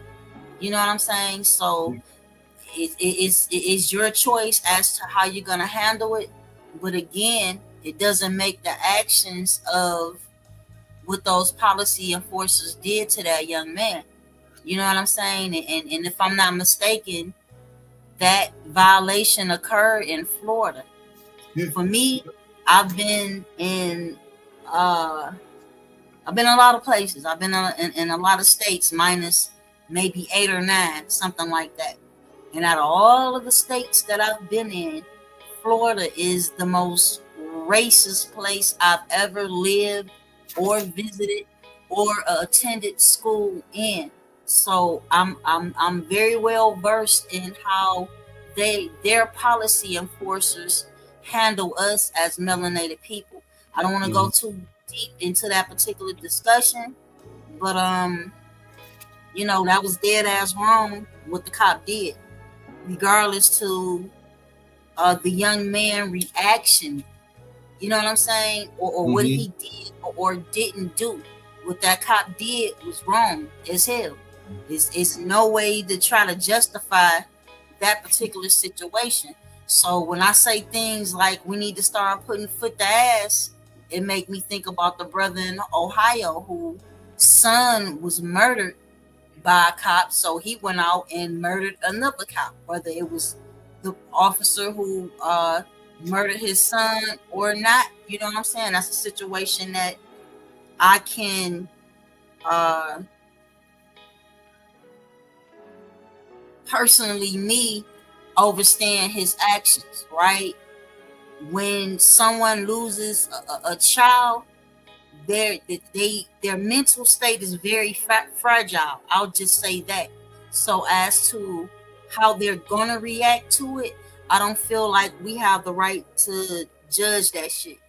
You know, he made his bed and he's gonna be the one who has to lie in it. You know, what type of support that we give to any individuals who face that type of trauma, you know, is more so where my focus is at with that situation. I done been on the side of the road in a car full of melanated teenagers. I'm 16, the driver's 18. You know, we're all young. None of us are from Florida, and the police come to the car with their dogs and talking to us like we ain't shit. You know, say alphabet backwards and this type of shit. I done been in them situations multiple times already, right? So again, you know, memory it's memory within our DNA. You see what I'm saying? And these are situations that our ancestors faced as well by the same colonizer. Now we dealing with their heirs and their descendants. You see what I'm saying? And they haven't changed now one iota. We have an abundance of selective memory and amnesia within us, as if these aren't the same perpetrators, or again, the offspring or the descendants of the same perpetrator. So it's a lot. I just ask everybody to, you know, look at the situation from a scholarly point of view and look at both sides of it. You see what I'm saying? And measure it with that so that you know what you are dealing with. And well, even when they do know what they're dealing with, they do the same stupid stuff, because you have the guy in the White House right now. He was there 4 years ago. They couldn't stay in the first 4 years, and then they went right back to their vomit. You know, so in this country, they always forget real quick. They go back and forth. You know, let's have Democrat, let's have a Republican, and I've always said they need the Democrats in there for 12 years, 12 straight years, because people in this country don't know what progress look like. It takes 8 years to fix the stuff, and then it takes the next 4 years for you to really see the benefits of the progress. And you know, they give them 8 years and they go right back to the Republicans, who always do nothing. And so I thought this time they were going to change it for the first time, but they went back to their vomit like they always do. So for us, for you as an individual, the best thing we can do, number one, is money management. Is there, I'll ask you this, is there one place when you go get gas that you done already went on gas, but you say, okay, this is the lowest places where I can go, and I'm going to get my gas from this spot all the time because it's going to save me money. When I buy garbage bags, I pay $16 and I get over 200 garbage bags. Why? It saves me money. Paper towel, toilet tissue, I buy all that stuff in bulk. It is your cell phone. Are you paying $60 a month, or are you paying $200 a month for a phone that's doing the same thing as a $50 phone? You know, and when we're able to save money like that, when we're able to save money like that, then we can move up in things that we do in our life. You know, that's just one thing thrown out there. Some people are already doing it. Some people on this broadcast, this is the first time they really thinking about it because I said it. And so that's why it's important. You know, it's like some people, they don't want you to say nothing about it because they're doing it. But guess what? Someone else just turned 18 today. Someone just turned 16 today. So they need to know about it. You know. And so that's why we have to, every so often, put out the same, go back to the basics, put out the same information, because there's always somebody new coming on. And a lot of our people, they don't realize that. Because I remember when my son turned 18, I sat him down and I said, this. I said, you 18, now you qualify. I'm going to tell you about these 4 things. Okay, pull out your cell phone, look this up. Okay, apply for that. Look that up, apply for that. When he was 17, 2 days before, I didn't tell him about none of it. I waited until he turned 18. And a lot of people, they're ignorant to that fact. There's always someone new hearing it for the first time. They think just because they know it, you should shut up about it. You shouldn't say nothing. But you should. And these are basic stuff. It seems like our people don't get, you know. And so we don't as a people, we don't have an abundance of institutions who teach generational wealth. You know what I'm saying? The wealth gap is real. Understand that wealth gap in between us and everybody else, and how they're able to make sure a dollar circulates within their own community multiple times versus what we face as a people is no comparison, right?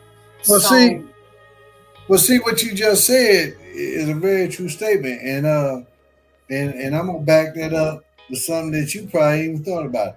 Our generation, you know, us that was born in the late 60s and the 70s, we are the first generation that is really going to get some type of financial inheritance. Parents got pensions, 401ks, whatnot. A lot of us are going to get an inheritance. So, yes, a lot of people didn't know. And then prior to that, they were getting, a lot of folks got land down in the South. We own the majority of the land in the South. You end up losing it. Some of our people didn't care about it. And then I say, oh, well, the white man got it. Some of them didn't care about it and just left. And then, you know, other folks end up buying it because nobody was there to claim it. But getting back to us getting inheritance, that's like the next step in that generational wealth. Now, prior to us, the 70s babies, you know, collecting an inheritance, the other generations really didn't do it, especially when it came to finance.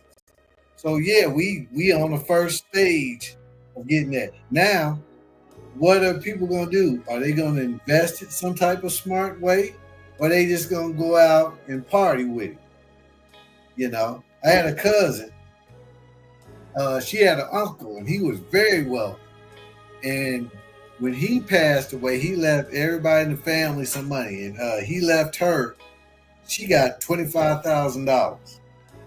Now you imagine how many folks you might have in your family. You got a big family. This is just one cousin that got 25,000. So you figure all the rest. So my aunt told me about it. So I went over her house because I'm sitting up there. Her father has passed away. Her mother passed away. Her brother has passed away. And her and her sister don't talk. So she a young cousin. So I go over there and I want to give her some financial information about it. And so, you know, she had the check and she had it for at least a month or so. It's sitting upstairs on the dresser, wherever she got it. And I'm sitting up there, hey, you need to take that and you need to go down to your credit union. You need to deposit it, put it in a money market account, put it in a savings account. You need to do something with it. And I said, when you go in there, I said, once they see the amount, they make some type of commission. So they going to want to put you in the best thing that's going to pay you back the most, whatnot. And I said, that also gives you leverage. I said, whatever your credit score is now, you drop that 25 grand in an account with them. Okay, now if you need something, want something, you know, they ready to do some business with you. And, you know, that was the first person to get some type of inheritance that I know of on my generation. And all she was gonna do, she gonna sit there and let the check sit up there until whenever. And you know, like I know, checks got an expiration date, whether it's 90 days, 6 months, or a year. And he done passed away, and if she go past that expiration, this is something I know, that she won't be able to cash it. Sitting up there ain't thinking that it ain't such a big thing. You know, so it's a lot of stuff people don't know. Those who do know, we let them know so they can do better. Because for us, when I look at these young children, these young boys and these young girls be out here at the playground, cussing, profanity, calling each other the N-word and B and whatnot, I don't want my grandson out there with him. Because he ain't going to bring that language in the house. We have to do better. We can't always just point the finger at other people. You go in your neighborhood, you see garbage, drunk. You can't point the finger at other people because garbage is all through your neighborhood. People don't even cut their grass. You know, we have to do what we can do to change what we can change. And then you might be surprised that some other people might have a little bit more respect, but it ain't about them having respect for you. It's about you having respect for yourself in the neighborhood, in the community, and whatnot. And how you talk to each other. You know, there's this one girl, she did a movie, and I told her, I said, I'd like to bring you on the radio and talk about your movie and promote it, whatnot. So she was like, okay, that sounds good. Got her name and stuff. She was like, yeah, go home and watch it. So I came home and I watched it. And being a big movie critic that I am, you know, Siskel and Ebert, you know, I looked at her movie and I had to judge it on like three things. I said the quality of the film, it was good, just the visual appearance. I said, okay, then the story. I watched the movie and I hear the story. I said, okay, the story, it was okay. It was something else I based it on. But I couldn't promote a movie because too many of our people were using the B and the N word in it. And you know, and I told her, I said, I like the topic of it, quality of it, and the other thing I judged it on. I said, but it's too many B and N words, and when you make a movie like that, because you think you are cool, that's not gonna sell in Africa. They don't call men and women B's and N's.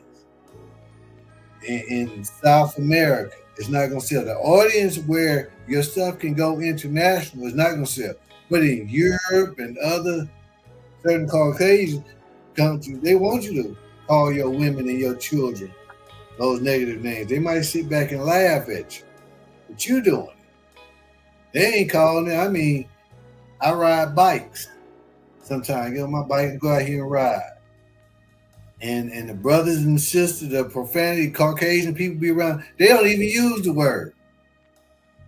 They feel bad if they use. They just let the coons use it, and they call each other that all day long, looking so stupid, thinking they cool and being hard and all this ignorant stuff.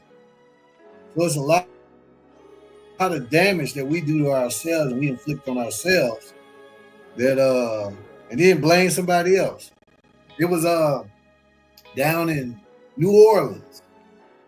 Man, it could have been Lafayette, but it's in Louisiana. You can find it on the internet. But they wanted to build a slave ship museum years ago. They were talking, we can get the money and do this. The city council. I'm sitting up here, I'm watching this on YouTube. I'm like, look at these fools. Look at these coons. They want to build a slave ship museum. I said, Caucasian people have never showed you a slave ship. You ain't, but y'all want to build a museum and have a ship out there where your children can go sit on the dang slave ship, put some shackles on them. Y'all can take pictures, and then you're going to say, look what white folks did to us after y'all done went and built the thing. I said, these people so stupid. They don't want to go to Cahokia and look at none of the pyramids and all that stuff. They want to go to the Whitney Plantation and walk around the plantation. Get you some slave clothes and walk around there. Really a Caucasian that'll treat you the way you want to be treated. I don't know why they keep digging up this slave history and keep trying to teach it as if it's a benefit to the next generation. It's not. Let it go. Stop calling everybody racist. Deal with the situation. I look at Trump and what he do. I do my best to deal with the situation. Me come just saying he don't like me because I got on a green hat. He ain't broke no law. He don't like me because my beard is white. Trump is racist. He don't like because my beard is white. I sound like a fool. And that's what them so-called black people sound like every time they be screaming race. Deal with the situation. If your shoe ain't tied, learn how to tie your shoe. Don't be calling Trump racist because he wouldn't tie your shoe. That's what I had. Woo, we've been on here about 2 hours. We about to winding on down because All right, it is long. again, that's fine. You know, you don't have to call them a name, but you don't have to support them either. Yeah. Because again, it is asinine to support a system that was invented to disseminate your ass. You know? But what you That's do where with I'm that, but see, like I said, I'm all about solution. What you do with that system, you get in and you force them to change. You implement, like you go into the law book and you find out what they're supposed to do, and then you push it out there. Then they realize they got to make changes. So Yeah, you the problem change. with that is, in most cases, not to cut your wisdom, but the problem with that is, well, I just tell you what it is, and not how I see it, but how I've experienced it. I do not expect criminals to honor law, and these people are criminals. I don't care what political arena that they are, whether they were appointed or elected into. They are criminals. They honor law when they feel like it, or sometimes when you push it, they may honor it, but it's not going to happen all the time, because if that was the case, that would negate the wealth that they have already amassed out here. So again, you know, my thing is, I just don't want to complain. We have to be realistic about the current predicament, that if we're going to say we or I or you or whoever it is, that we find ourselves in, none of this shit is guaranteed. None of it. Again, they have too much on the books. Me, it's even better example of what I use and what I teach over here on this particular platform is whoever is sitting in that Oval Office, if they do not balance the books and cut the checks that they owe us, I'm a dragon. I don't care who's in the Oval Office. It makes me no different. Black, white, purple, black power. I don't care who it is. You can put Dr. Sebi up in that Oval Office, peace be upon him. But if he is not balancing the books and cutting the checks for what they owe us, I'm gonna drag his ass too. I really don't too much care who it is. And again, it's for me, it's very painful to see the amount of supporters from our side of the fence that are looking up to any of these people in any situation. Now, again, we're going to differ with whether or not I choose to call people names, or it's not me saying that they are racist. If their actions are racist, then it just is what it is. I don't have to say anything. I can just sit back and watch it and know what it is. I'm not in preschool over here, right? So, again, yes, there are various statutes and acts and codes and regulations and prohibitions on their books, but for the most part, these people are what Boogie Down Productions or KRS-One used to call criminal minded. So again, I don't have an overwhelming expectation of criminals to honor law, because in many predicaments and many situations, especially when it comes to us, they don't honor law, which is why they shit start off like you catch a charge, so to speak, and it tell you right there, it says a $10,000 fine and or 10 years in prison, a $50,000 fine and or 5 years in prison. This is the language that they speak, right? This shit, it's about money. This has been a financial gain, and it has made this particular country, nation, state, corporation, however you want to label it, is made it the wealthiest entity over all the other nation states. We have the highest incarceration rate. We have the most gun owners. You understand? And we're not the largest in population or in land mass on this earth. And this it didn't just happen from nowhere. It happened off of doing what they've been doing and what they will continue to do, which is why overall my suggestion is we stop doing business with these people altogether and build our own from there. It's not like we haven't done it before. It's not like what you talking about? A better word is transition, and that's what transition. Because you just can't stop eating food today because it's at Myers, and I'm gonna wait until it's a grocery store to say Black or Us out there. No, you got to keep going to Myers until you get your own stuff, and then you got to support your own stuff. So everything is a transition. And you can talk to people about transition. When I saw this one app that the sister was promoting.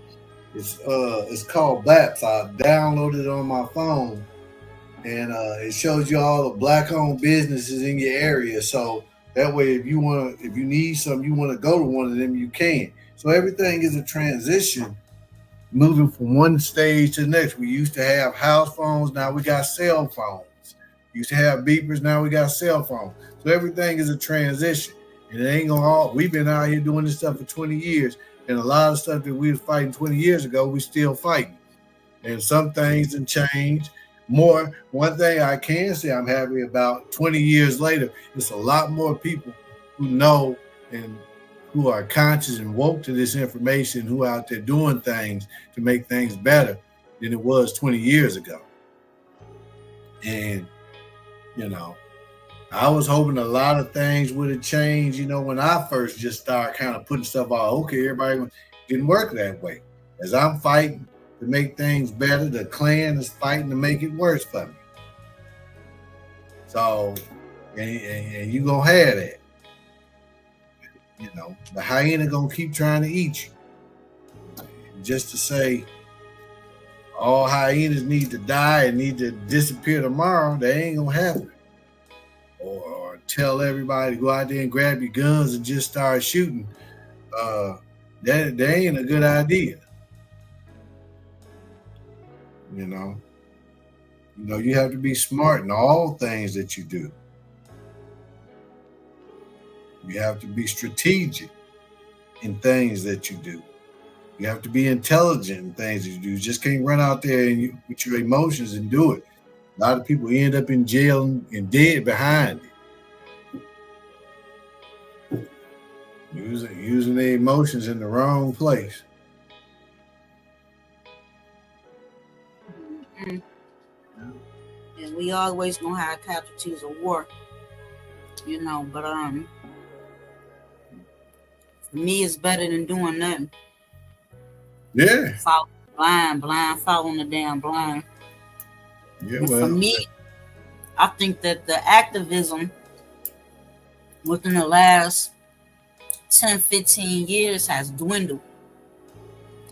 I see a lot of people doing more flapping of their lips than I see them being actual activists the way that we were actual activists in these movements. Well, see, this is what changed. I think the activism has picked up more. It's just changed, and you haven't realized that.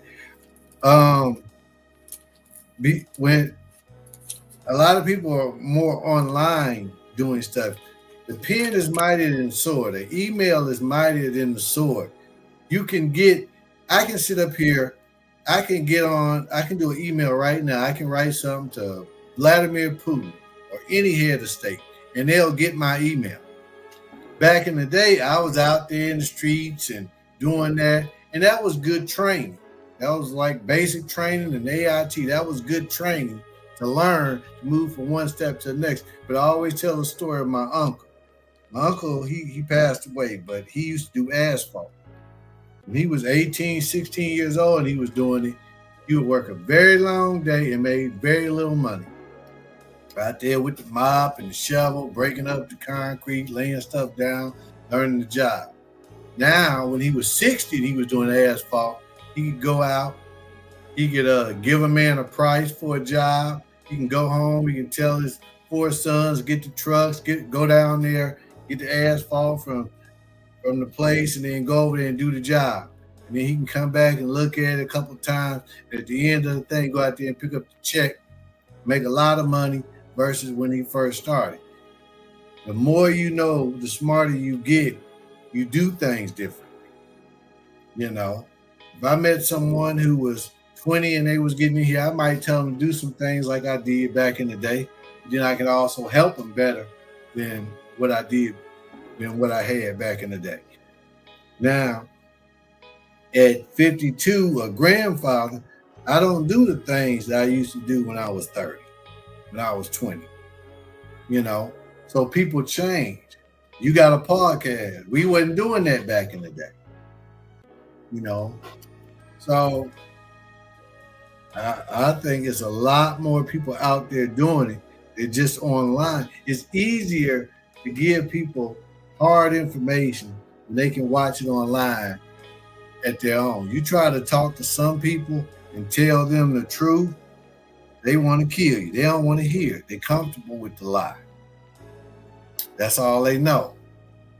They don't want to hear nothing different. You try to just tell them that there's pyramids in the United States and let me show them, they don't want to see it. They'd rather go down south and see some slave stuff than to go see pyramids. So, it is what it is. You think I'm going to stand up there and fuss and fight? Oh, no, you're going to get in the car and you going out here to Missouri with me and you going to walk up? No, you don't want to sit fine. Come on. I did a video out in Cahokia when I went.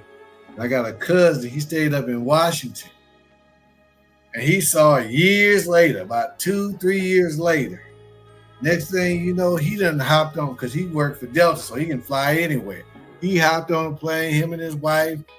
They went on out there and they saw it and they did a video. I felt good. This was 2 years later. And I'm sitting up here, I'm knowing Now, this one person will see all the people he gonna share it with on his Instagram and Facebook and whatever else he doing, and how much more that empower him to keep doing what he doing. Just one person, and so you have to realize the reality and the magnitude of what you're doing and how it affects other people out. Just knowing that it does.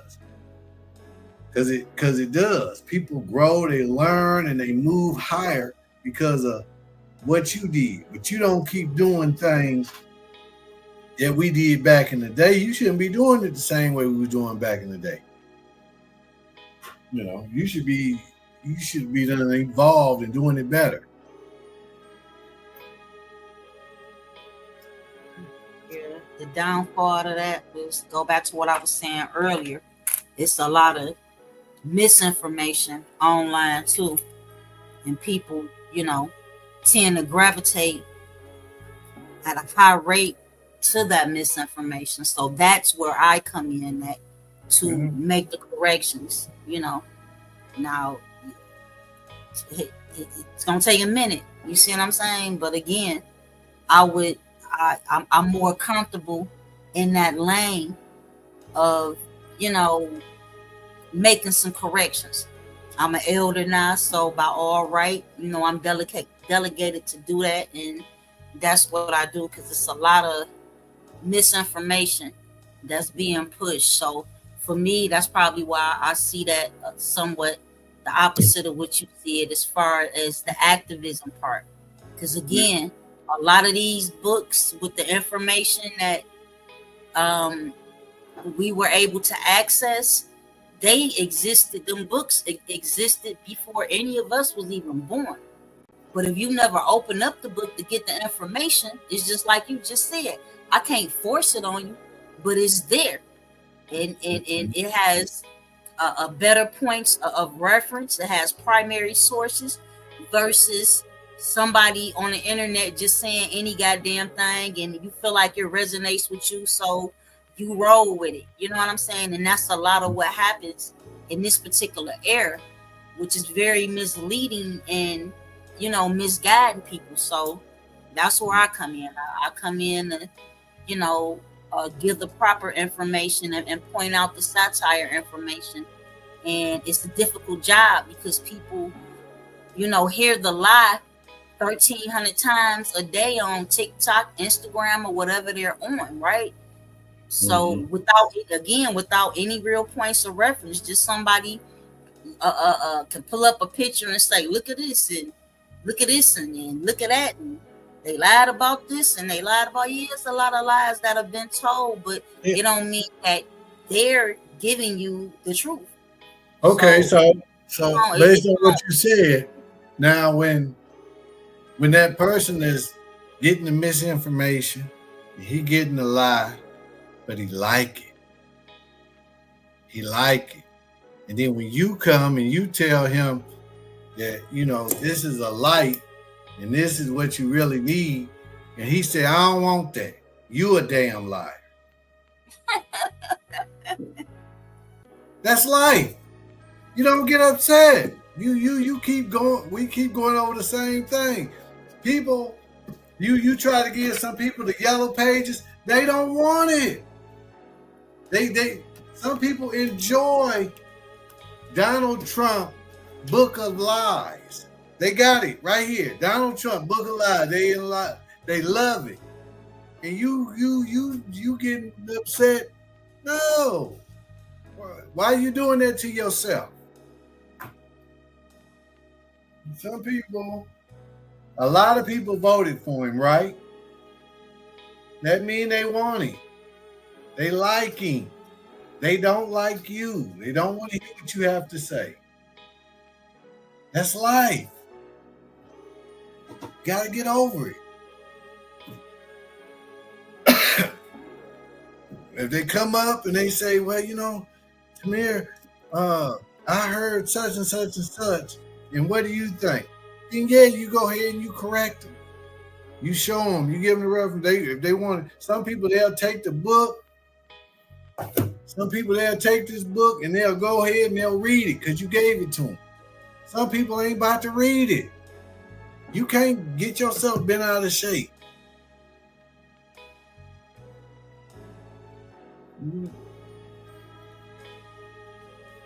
That's what you got to understand that as an instructor, as a teacher.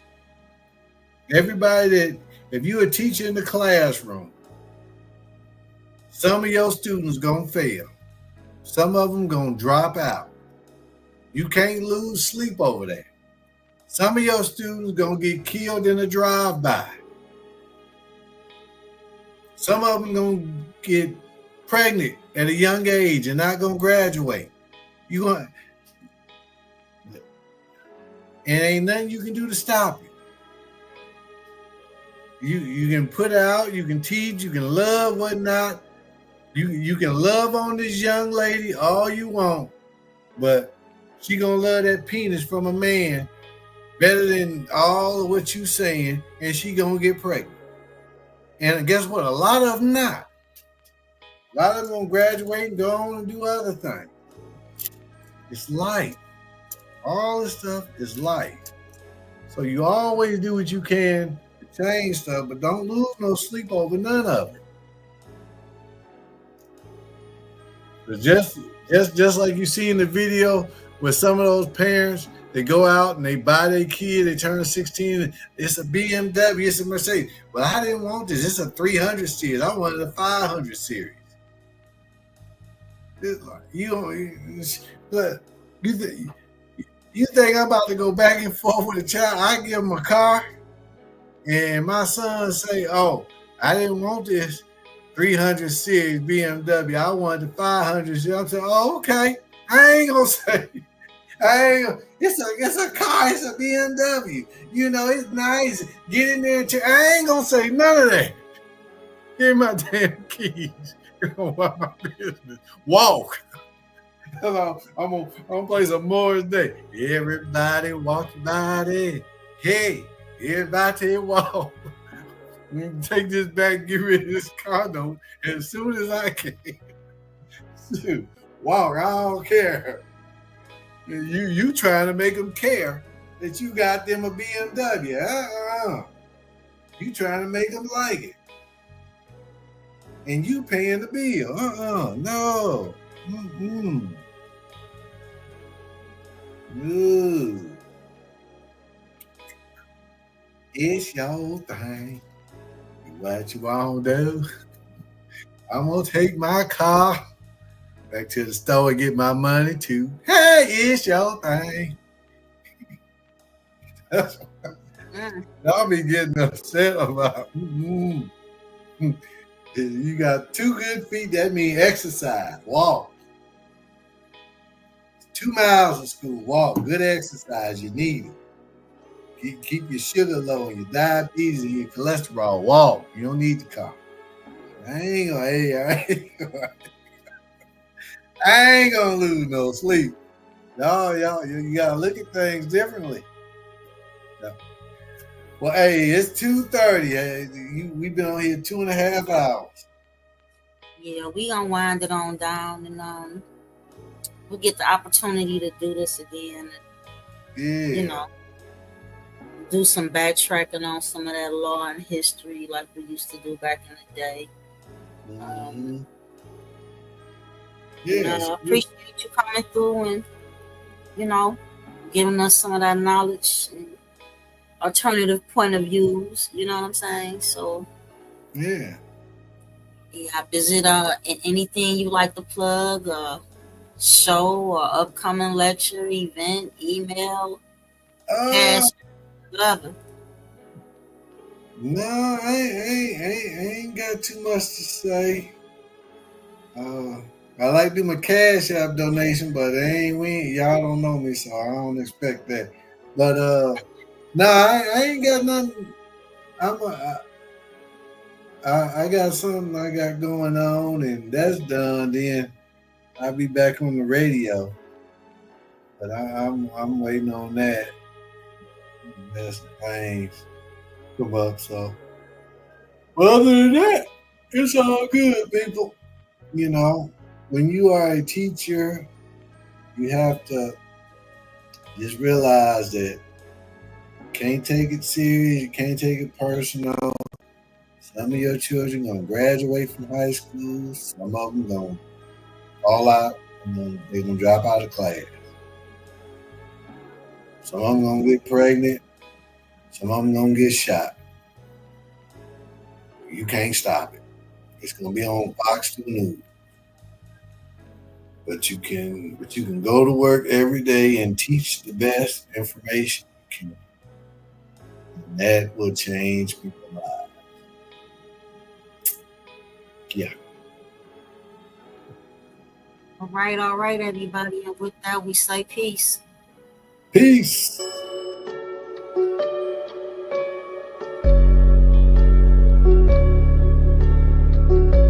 Supreme. Shock. Say I'm dope, I said I'm smoke, fire, blowing air, carbon, earth, solid, water, wet. I'm steady beat, a sister soldier that dies effects. So gone with all that hoopla and rah-rah, unless you talking about Atun, Namuna, Aamrroo, pineal glands, all seeing eyes. We call the third eye, we came to build, not pay your bill. Slang municipality, city seals like roadkill, descendants of ancient mound builders. Not supposed to need encyclopedias, genetically encoded with 720. We got amnesia, claiming we Christian cretins in love with Yahweh, Muhammad, and Jesus. But you was living inside of God when you was a fetus. But believers are never believers, non-believers, cause we